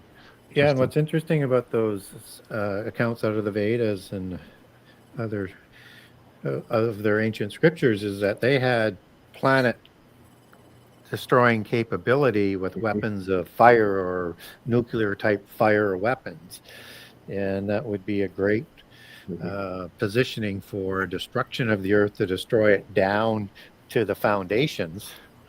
And if you did that, the firmament would collapse, the water above would collapse down, which is why you have to have that renewal and the separation. And again, going back to Peter with the destruction by fire and the earth that was in the water and that was out of the water that perished. So if there are worldwide events, you're going to see worldwide signatures, and there are cycles of these things as things were being laid out earlier in the show. And from the polytheist side, there are cycles of destruction of fire and cycles of destruction by flood. And some of the accounts seem to have more intermittent accounts of destructions by flood versus destruction by fire, but you can't hang your hat on that, but that's just sort of the inference. So where you get one of those inferences would be in the Atlantean account of its destruction, as recorded by Plato and Timaeus and Critias, and where Solon goes down to Egypt, and they tell him from they're reading from the columns, and the priests that have the record of this ancient history, they say, you only remember one flood, but there are many floods. Right? Yeah, that's right. I've read that myself. Yeah. So you could have several worldwide floods. We have no idea how many, or they might not be completely as destructive as the Great Flood. But seemingly in polytheism, they have understanding of that cycle as well. And so if we want to understand the prehistory, we need to understand the relationship of the age and the type of destruction that might fit into those accountings, but leaning on the biblical accounting. And for some reason, you have the fire that's being reserved for the end time by God, and he's willing to permit a flood destruction in the time of the Great Flood. If the giants had that technology, the angelic technology, that he permits the flood so the world won't be destroyed by fire. So I think we should look at these common things around the earth, but we should be also very wary in terms of the biases that the scientists are laying down to put everything into a narrative they want to sell and then leave out all the information that's inconvenient to them. Yeah. No, that's interesting. Yeah, definitely. I think that's an important consideration with all this kind of stuff, which is it offers an biblical understanding of some of the archaeological records that have been found, and we can obviously assume that every single one's been falsified, but I think that would be kind of difficult. We can probably more understand that there are some legitimate archaeological records that are anomalies that are difficult to explain, and the modern world has crafted the narrative around them. There was some talk in the chat earlier about, for instance, like Neanderthals. So there's definitely very different human skeletal records that have been found. So whether those are day 6 people or offspring of Nephilim, it's hard to exactly say. I'd probably maybe more lean towards day 6 people. It offers an interesting explanation to who Cain was worried about and who these cities were built for, which would be almost a separate human race that existed before the creation of Adam and the modern human race as we know it today. Dinosaurs are another interesting thing, and I think are highly contested. I think that Scripture records them as dragons, and I'm not big on dinosaurs, but there is some reason to believe that some of the archaeological records we found around them are correct. And obviously, scientists love carbon dating. Carbon dating, feel free to look into that yourself, but it's iffy at best. It assumes a steady rate of carbon decline for the history of our world, which I think is a kind of a stark. I think that's actually, frankly, I think that's probably accurate as well. Definitely, some of the records that we've seen could be hybrid animals that have been bred and things like that. But Scripture does record that that Yah made great dragons in the sea, things like that. And so I think that there's some scriptural foundation for some of the archaeological record that we've seen. Obviously, like you've highlighted on this slide, John, there's definitely cataclysms that the Earth has seen that have been explained by science in a certain way. But I think that this is, kind of reading between the gaps of the gaps, as you put, Gary, here, is actually pretty important in the sense that it allows us to evangelize properly and be able to handle some of these discussions and points that get thrown in our face. I am definitely one to think that we're on a 7,000 year time cycle, at least. Not that that's necessarily the creation of this exact, world that we live in. I do think that there's quite a bit of evidence that it's extended beyond 7,000 years, but there does seem to be a 7,000 year cycle. And how many cycles have there been, and how many cataclysms have there been that have sort of reset that? It's hard to exactly tell. But I do think the world records them in the geological record and elsewhere. And so I think this discussion is really important in that sense, where we can add a bit of scriptural and biblical understanding, reading between the lines. And really, I think Dr. P does a fantastic job of digging into the Hebrew, and then digging into the Hebrew without the Nikudo, I think really adds a huge layer to it, where we can kind of suss out a bit more of maybe what's being said in the pure language that I think validates a lot of this. Sorry to interrupt. Oh, no. I was just going to say, and I think you're bang on that we don't want to also lose sight of that we have a lineage from Adam that is not quite 7,000 years yet. So, but none of that is out of place with what we're talking about. But we can't talk about the world as only being technically 6,000 to 7,000 years old when the Bible doesn't specifically tell us that, and it gives us insights that it may not be, but it still fits within the model of we have the lineage that we're dealing with within a 7,000 year cycle. And I also forgot to mention it after Dr. Pidgeon had talked about the book of Enoch, and he was looking at maybe Noah as being kind of an albino type character. There's another apocryphal book, and significantly more apocrypha, if I might put it that way. It's called the Book of Lamech of Cain, which is kind of an extension out of the Lost Book of King Og that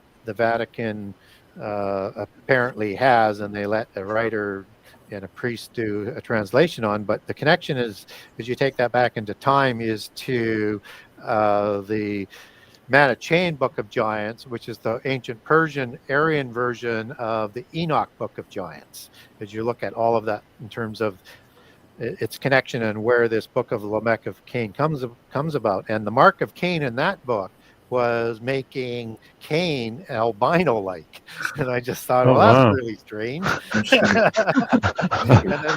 then I heard Dr. Pidgeon, and not knowing where his research comes from in terms of that albino look, and I thought, geez, I should maybe slide this comment in somewhere somehow. Wow, that's interesting, isn't it? And another thing we got to look at, John. Another thing we got to look at is the albino they're talking about. This all took place in Africa, so they were black albinos that had that look, just like Laban. He had white skin, also a black albino. That's interesting, isn't it? Yeah, yeah. That's why they were so light. Doc, you got that look on your face, like, oh my goodness, what is that? I'm not going there. He's thinking. I just think somehow or another I became an albino after a while, but that's another story, right? But but it's because and giants were thought to be very pale skin, not like the pale skin like myself and other people, but a distinctly more albino type of pale skin. So that also. So now when you cross races on that, you would have that on all the other colors that would be out there, would be a similar type of look, but kind of odd as well compared to what our normal visualization of it would be, because we mostly look at it as all being one race, but that's not necessarily the case if they had that albino white skin. Right. Could be all races involved. Yeah, I mean, we do have, we do see evidence of albino moose, for instance, a white moose, an albino moose. And of course, there's the ever popular white buffalo, right? You can never leave out the white buffalo, right? We see it in rhinos too, right? Yeah, we see white rhinos. Yeah, white rhinos, yeah. So and all considered by polytheist religions to be significant. Yeah. Interesting. So there you go. It's a major marker. Absolutely. All right, moving quickly on away from this topic. Yes, let's go to the next slide. So this goes into the asteroid belt theory, right? So there's hints that the solar system has gone under some kind of massive calamity judgment in the past, and the planets we look at are all lifeless, full of moons and craters, etc. Okay, what's the asteroid belt between Mars and Jupiter? Was this the planet that people call it's actually Astra, not Astra, or Ahab? So there's a belief that it could be, and it could be a planet called Ahab. Okay, Tom Horn, David Flynn, Steve Quayle, Dr. P. You mentioned it as well. Stacey's definitely mentioned it. It's one of these considerations. So if we go to the next slide. Then we dig in a little bit into this book. So Dr. P, you introduced me to this book initially, many years ago, 4 years ago, something, 5 years ago, I forget now. And it's a remarkable. I did read this book, and it's really quite fascinating. And you've got the critical image up here, too, I might add, which is that you can see here in his image that he has gone into, and of course, I want to make it clear when you're talking about Stonehenge. Stonehenge right now is not in its original location. Okay, it was moved to this location. I saw recently a new, there was a new. They'd have to get everything perfectly square again for this to work, right? If they moved it, but they could have moved it. Yeah, they put it in. They put it in exact conditioning. But it said, the altar stone was from Scotland. Well, first of all, trying to claim that this was an altar is ludicrous. This is a bias. Oh, they were doing human sacrifice there, or they're animal sacrifice. Well, baloney. I don't think they were. I think this particular megalith is evidence of the knowledge that they had, and as the author here in Ancient Knowledge puts together, Curtis. Who starts this book as an atheist, I might add.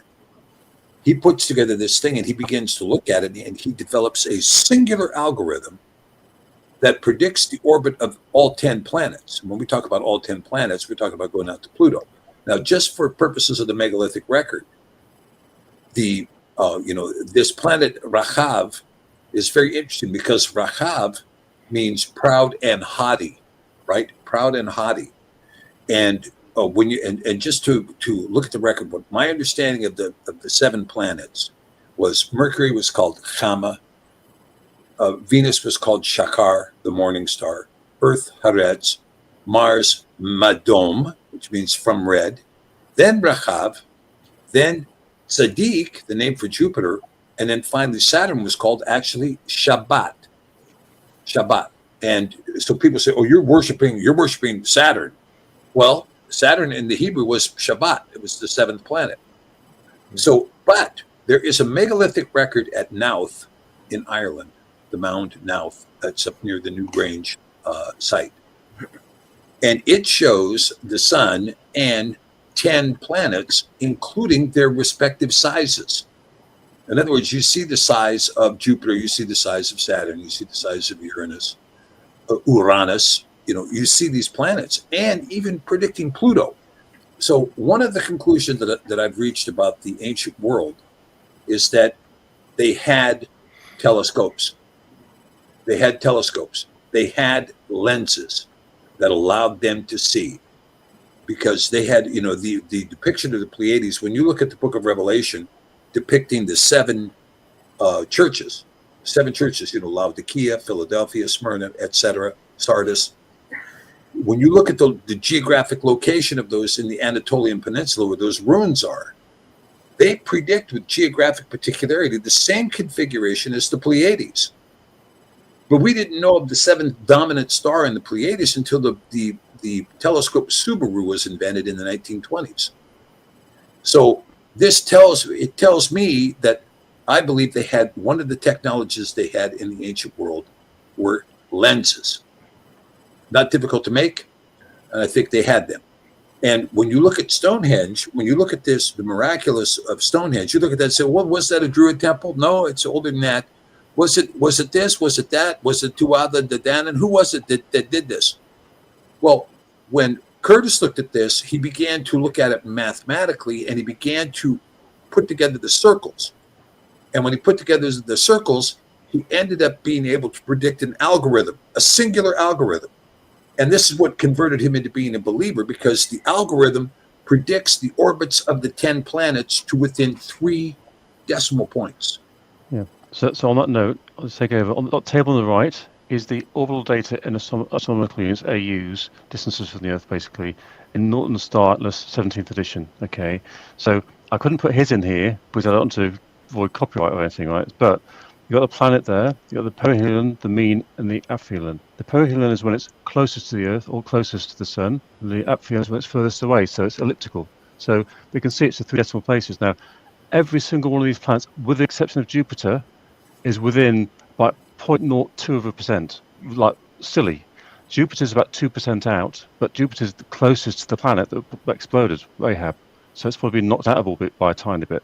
Okay, so, but all of these are in there. And if you look at the rings, there's, on the outer ring, the far out one says Neptune and Pluto, or the Aubrey holes. So basically there's no stones there, just holes, okay? On the inner rings between Mars and Jupiter, there's another row of holes that we haven't counted. And that row of holes is exactly where Rahab would be. Okay, so if you, and that's 43.2 feet, or 43.5 feet. And what I need, all thing I haven't done, because I haven't had time for the show, is to put it into this algorithm here to work out the exact perihelion and aphelion on it from 43 feet away. So it's all in there. It's in the plan. It shows 10 planets from this monolith here. And Gary, if you haven't read this book, it's a rare book. It's getting quite expensive on the internet these days if you can get hold of one. But it's worth reading, even if you skip to the last 10 pages.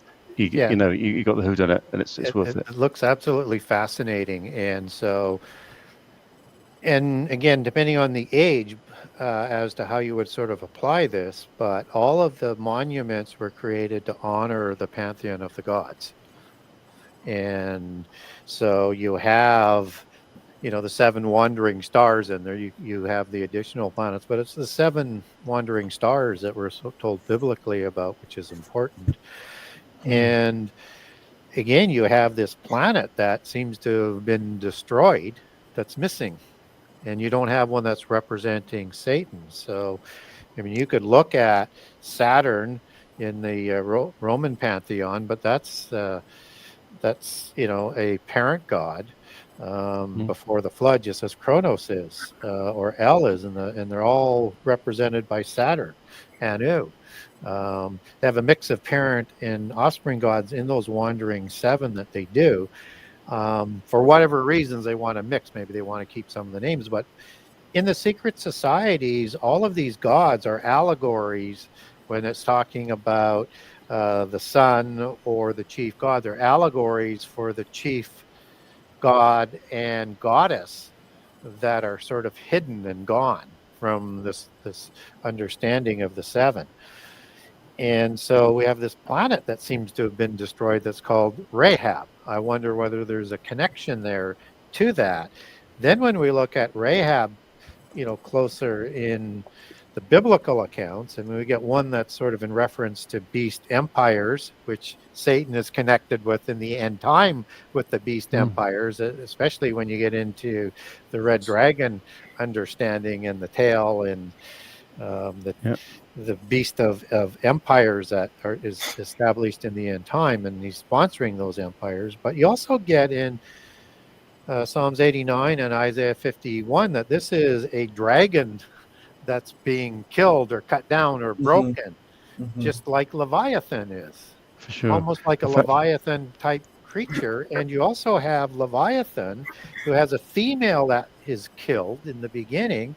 And in Isaiah 27:1, you have Leviathan that's going to be dealt with and killed in the end time. Now, typically, we don't understand immortals as being killed, and I'm not here to say that God doesn't have the power to do it, because if the God Most High has the ability, he could do that, and he is the God Most High, so he might. But typically we understand when these angels disappear, like the parent gods do, and then their offspring gods and other ones would move up that didn't go to where the offspring hierarchy and the parent hierarchy went, they go to the pit prison. So when polytheism says the offspring gods overthrew and killed the gods, they didn't kill immortal beings. They don't have the power to do so. Perhaps God does, and likely he does, whatever that meaning would be for an immortal being to be killed. They go to the pit prison as we sort of understand that. And so Leviathan's going to be dealt with in the end time. I wonder whether Rahab and Leviathan and the mother goddess that's missing for the consort for Satan, this would also be an allegory not only for these creatures in the beginning, but an allegory for Satan and his consort that might come back as a more visible worship basis with Antichrist replacing the Babylonian religion at the midpoint of the last 7 years. So it's again, I'm speculating, but I'm just connecting dots with the information that you're providing. Yeah, that's cool. Jess, let's do 2 more slides, then we'll stop. Okay, with these 2 slides, we'll finish off this section, and then we can decide what we're going to do to follow on, if that's okay. This slide is just basically a bit of Hebraic context in terms of the again, what Dr. Pease mentioned earlier and Gary's mentioned earlier is the brutish way that things have been translated in the past. This is an example, right? So the KJV says, "He divideth the sea with his power, and with understanding he smiteth through the proud." Now, you can translate that very differently. Now, if you actually take the words one by one, it divideth, I think it means vigor or force. When you look at the sea, it talks of the sea figuratively, but it actually means to toss violently and suddenly. And then when you look at the proud means is Rahab and dash asunder. Now, if we go to the next slide again, I'll just being fairly quick to round this off a little bit. We then go to these 3 verses now, which Gary just mentioned and Dr. P mentioned with Rahab. So I've translated the original using some retranslations from what we discussed, right? So the pillars of heaven tremble and are astonished at his reproof. With force and a roar he tossed it violently, and with a skillfulness and understanding he crushed and destroyed Rahab. By his spirit he hath garnished the heavens, and his hand hath formed the crooked serpent. Lo, these are the parts of his ways, but how a little portion is heard of him. But the thunder of his power who can understand? So that's clearly talking about the heavens. So that's in place in artifact for that. Psalm 89. Thou rulest the proudly roaring, when the offspring or dung thereof arise, thou pacifies them with his loud voice. Thou hast broken Rahab in pieces, as one is slain. Thou hast scattered thine enemies with a strong arm. The heavens are thine, the earth also is thine. As for the world and the fullness thereof, thou hast founded them. And the final one again is, awake, awake, put on strength, O arm of Yahweh. Awake, as this is the ancient of days. In the ages, all cycles of time of old. Art thou not it that had cut Rahab and wounded the dragon? ? So those 3 are very in context to the idea of a planet, in context to a dragon, and in context of the heavens, with a slight change in translation based on a more modern context. Don't know if you guys agree, but that seems to fit. Yeah, fascinating. And here's maybe the consort idea that Gary was bringing up. And because Rahab, and again, I just want to mention that when we did this slide, and this is kind of cool, Jesse. Instead of having the square blocks, we're kind of faces of circle. Right, that's right. But the idea when we did this, we simply just transliterated. You know what I'm talking about? We came through. We didn't have any agenda. We just went in there and we found the proper nouns and we transliterated them. And that's where they showed up in those passages. And so now we're discovering, hey, Frank is there no Hebrew record of the names of the planets? Well, here's the thing. First of all, the term planet is derived from the Greek word planete, and it does appear in the book of Jude. In the Epistle of Jude, he describes the wandering stars, which in the Greek is planete astra.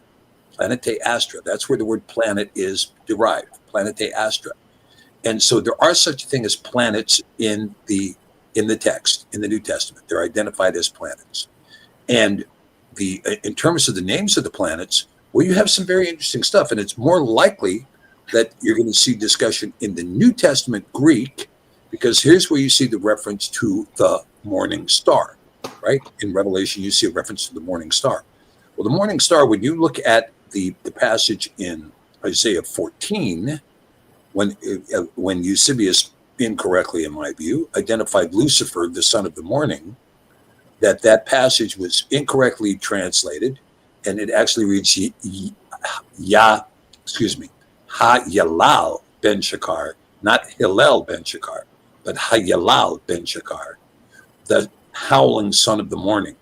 But Shakar is the term that is used for, quote unquote, the morning star. Shakar being assigned to the planet Venus. So when you see Mashiach being identified as the morning star, it's pointing to him as Venus, sitting at the right hand of the Father, right? And so in terms of it, do not be misled to think that planets were created by, NASA. They weren't. The planets, the idea of the 7 wandering stars is pretty clear. And when you talk about wandering stars, when you look up in the heavens, the Pleiades are in the same place, all the time. You may see constellations move in terms of the rotation of the Earth, but to try to say that the Pleiades are the 7 wandering stars is, I think, inaccurate, particularly when you see that the planets, Jupiter, Venus, Mars, etc., that are visible in the heavens are wandering all the time. They're never in the same place in the sky when you look out there to see them. They're wandering stars. So this is what they're talking about, the wandering planets. And then the question is, would you say, well, the rabbis had names for the 7 planets. Yeah, they did.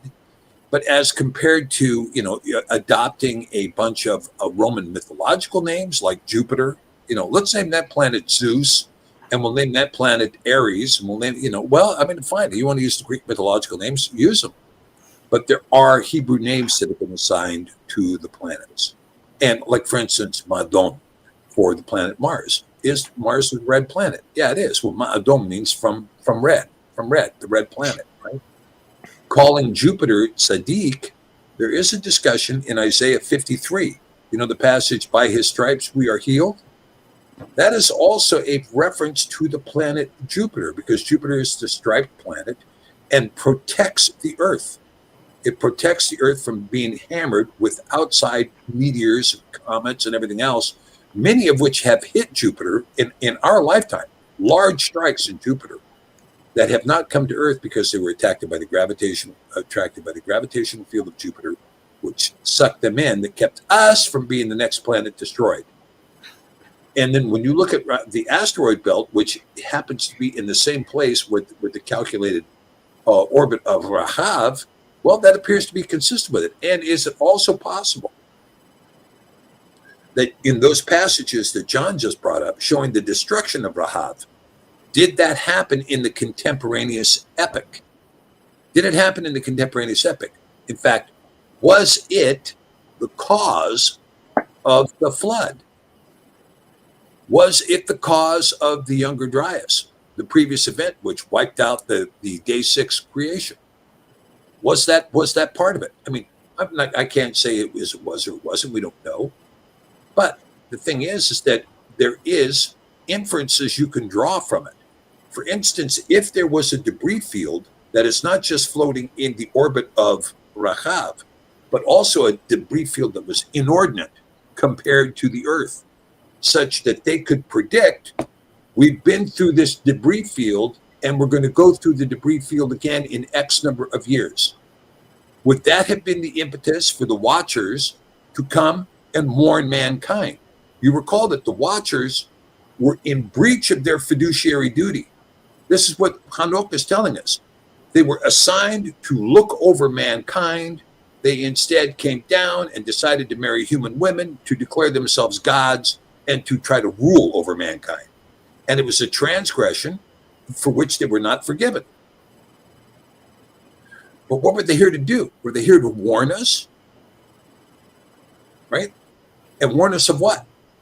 It's possible that they were here to warn us about what Rahab would do to the planet when it revisited the planet, when we went back into the orbit of the destruction of its asteroid belt. I'm not saying this is what happened.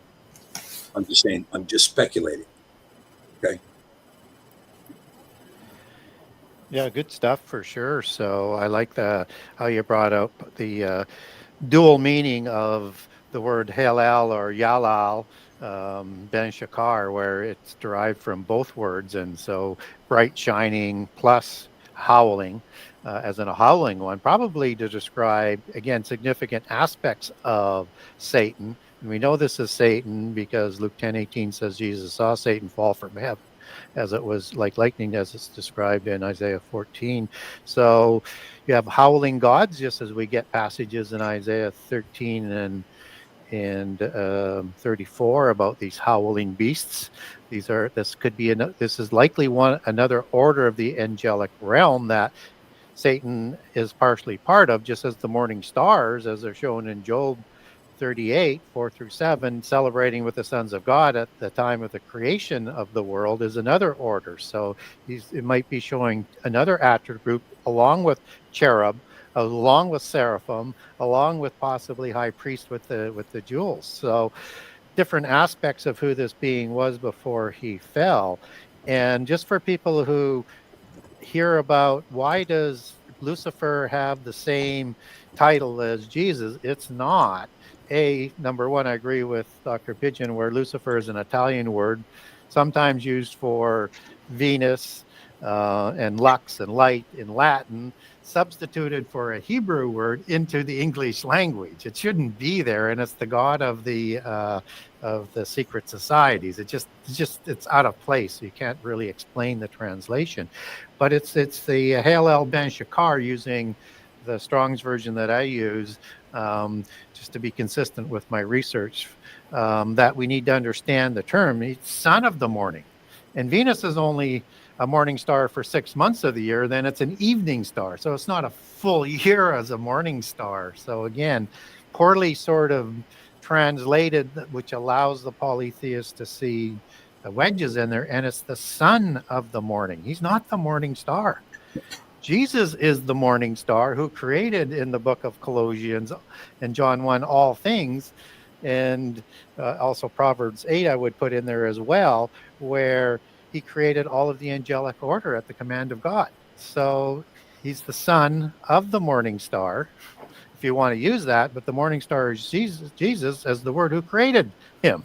So it makes sense, just as angels are sons of God. So we don't want to let the polytheists see doubt in us because we don't know our scripture well enough. And what's also kind of interesting, just to double tap down on what was being talked about, is that from the consort aspect, that this might be, Rahab might be the female consort that was killed so that the world wouldn't be destroyed, just as you have that same sort of allegory with Leviathan. And maybe that's specifically the name or the degraded title, like Satan is for the Halel, as is recorded in Isaiah 14, but the fallen head angel. So when we look at another interesting passage about how this sort of comes into the end time, if we move to Daniel 11, and Antichrist is in power, and he's going to honor a goddess, a god of forces, as it's translated. And it's very interesting because he's going to do this in secret. And that word God isn't El, and it isn't Elohim, it's Eloah, which is really kind of interesting because that's the female suffix on that word there. Now, you could understand that as the application of forces, but you might also interpret that as a female missing secret goddess that might be the one that gets let out along with the other fallen angels that was killed or sent to the pit prison in prehistory in the end time. And typically in the pantheon of gods, and again, these are all allegories for the two major male and female secret ones, the eighth sort of god, and maybe even the ninth, as polytheism also recognizes nine in a secretive way and without explanation from what I found, or what the ninth is without understanding the consort of Satan, is that you have in the pantheon as allegories for the queens of heaven, the female mother goddesses. They're also, for the most part, war gods.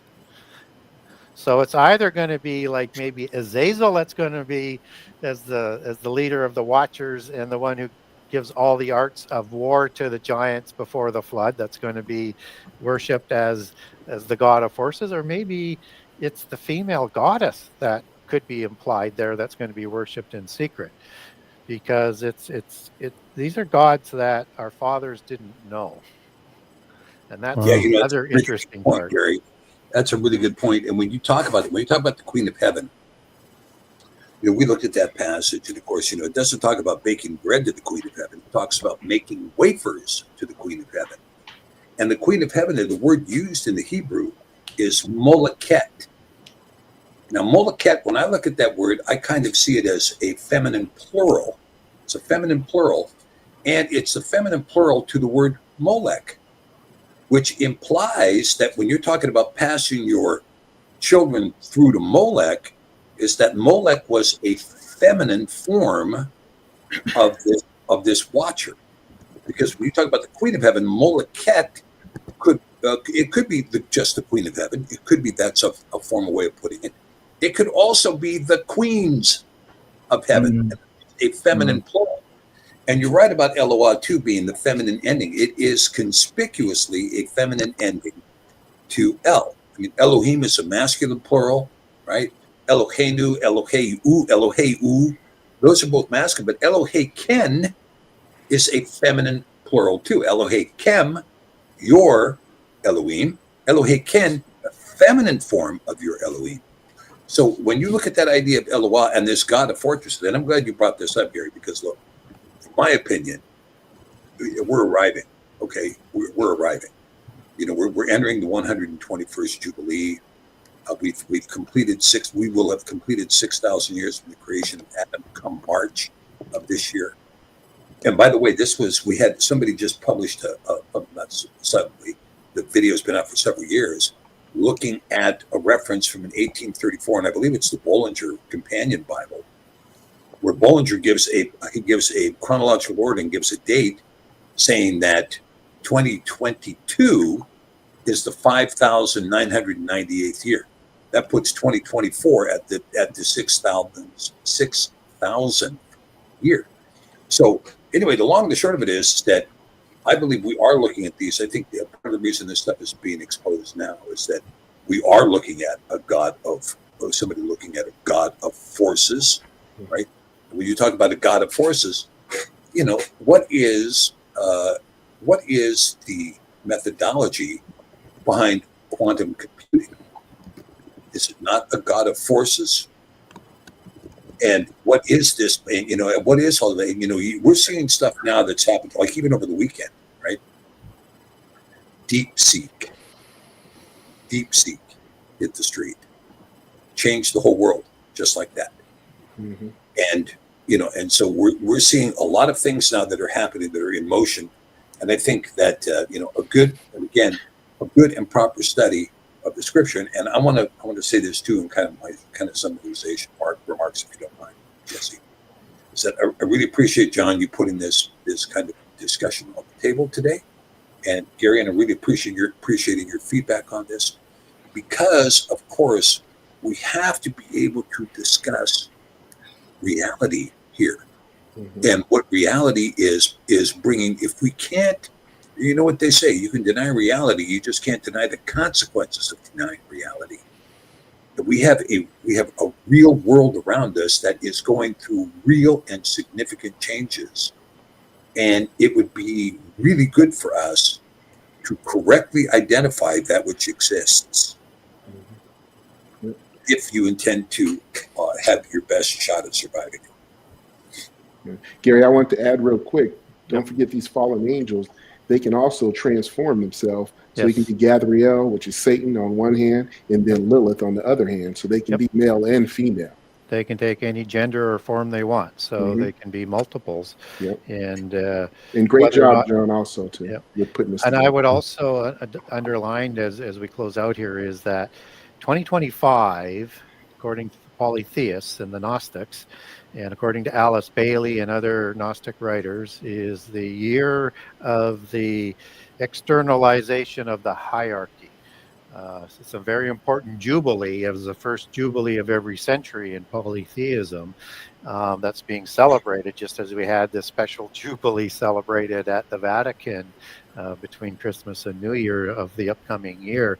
This is the age of Lord Maitreya, according to them. Not saying Lord Maitreya comes out this year, but it's where the time for him to come begins then. And externalization of the hierarchy is the becoming visible of the sacred hierarchy of fallen ones, of the gods, of the council of the gods, are going to become more visible just as we get told the Antichrist is coming in the end time, and just as the angels will be here. So it will be like the days of Noah, when they both walked amongst us, the giants and the gods, both before and after the flood.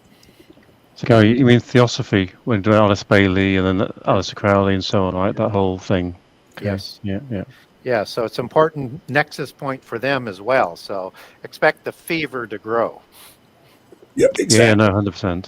So yeah, bang on, absolutely. And again, Jess, there's so many things, so many pivot points from this we could spin to another time, but we'll. Well, John, you're going to have to return with these pivot points. This is just astounding. You did a phenomenal job with this presentation, and just to see how it invoked both Stephen and Gary, absolutely wonderful. Like Stacey had said, there is so much to glean and learn here, but wow. I just commend you, John. It was fascinating. We got two brainiacs on here with us, and we've run any pub quiz 10 times over, right? Heard it. Wonderful discussion, really, really wonderful. And Stephen did an excellent summary of everything here.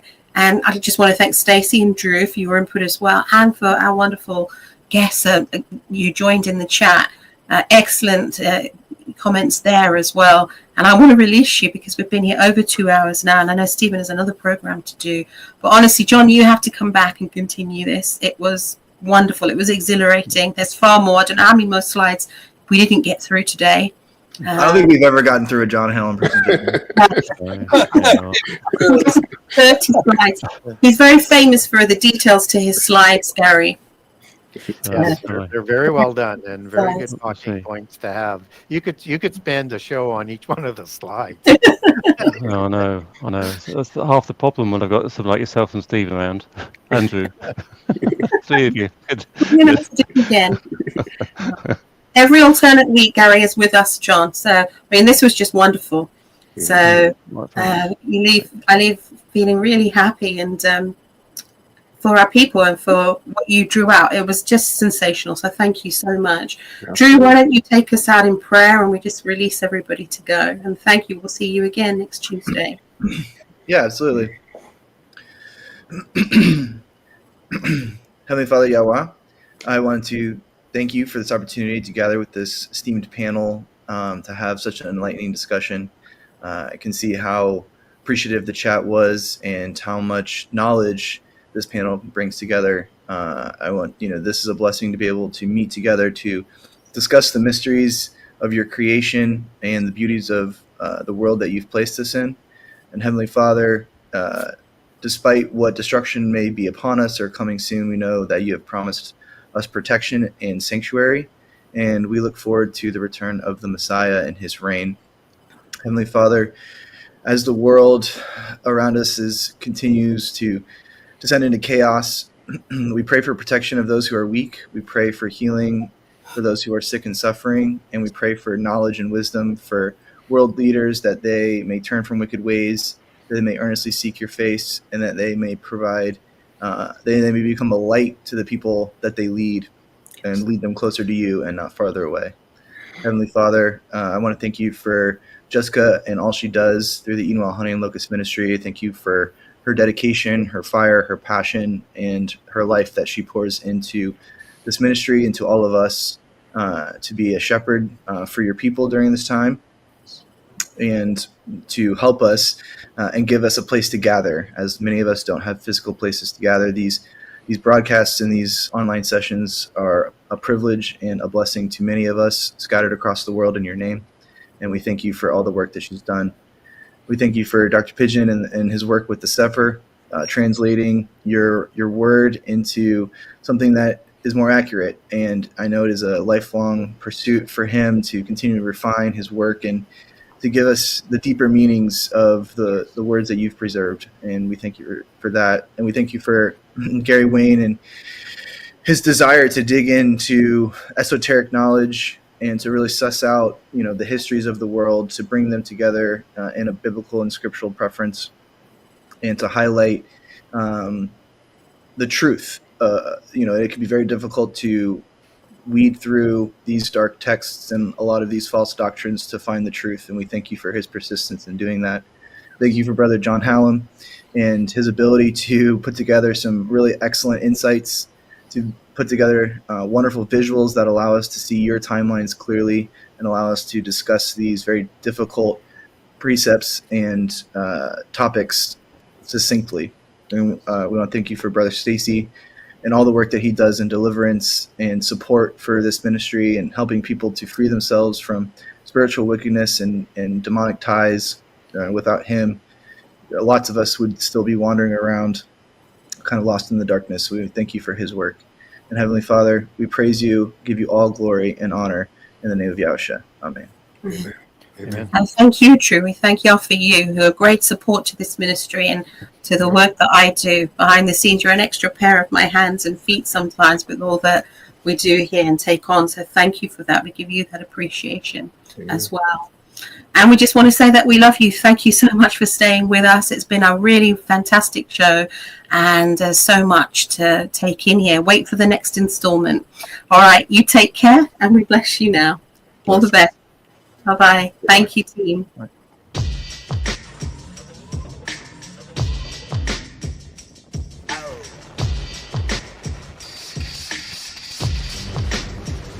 Two people laughed. Two people cried. Now I am become death, the destroyer of worlds.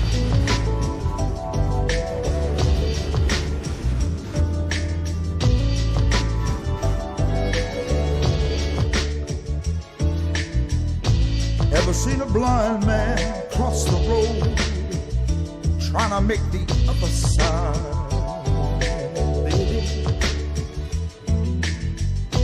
Ever seen a young girl growing old, trying to make herself a bride?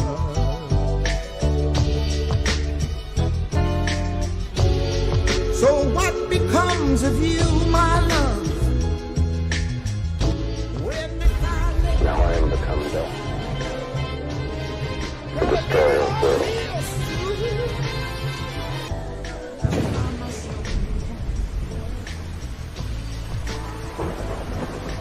Pray that he's still out there, somewhere.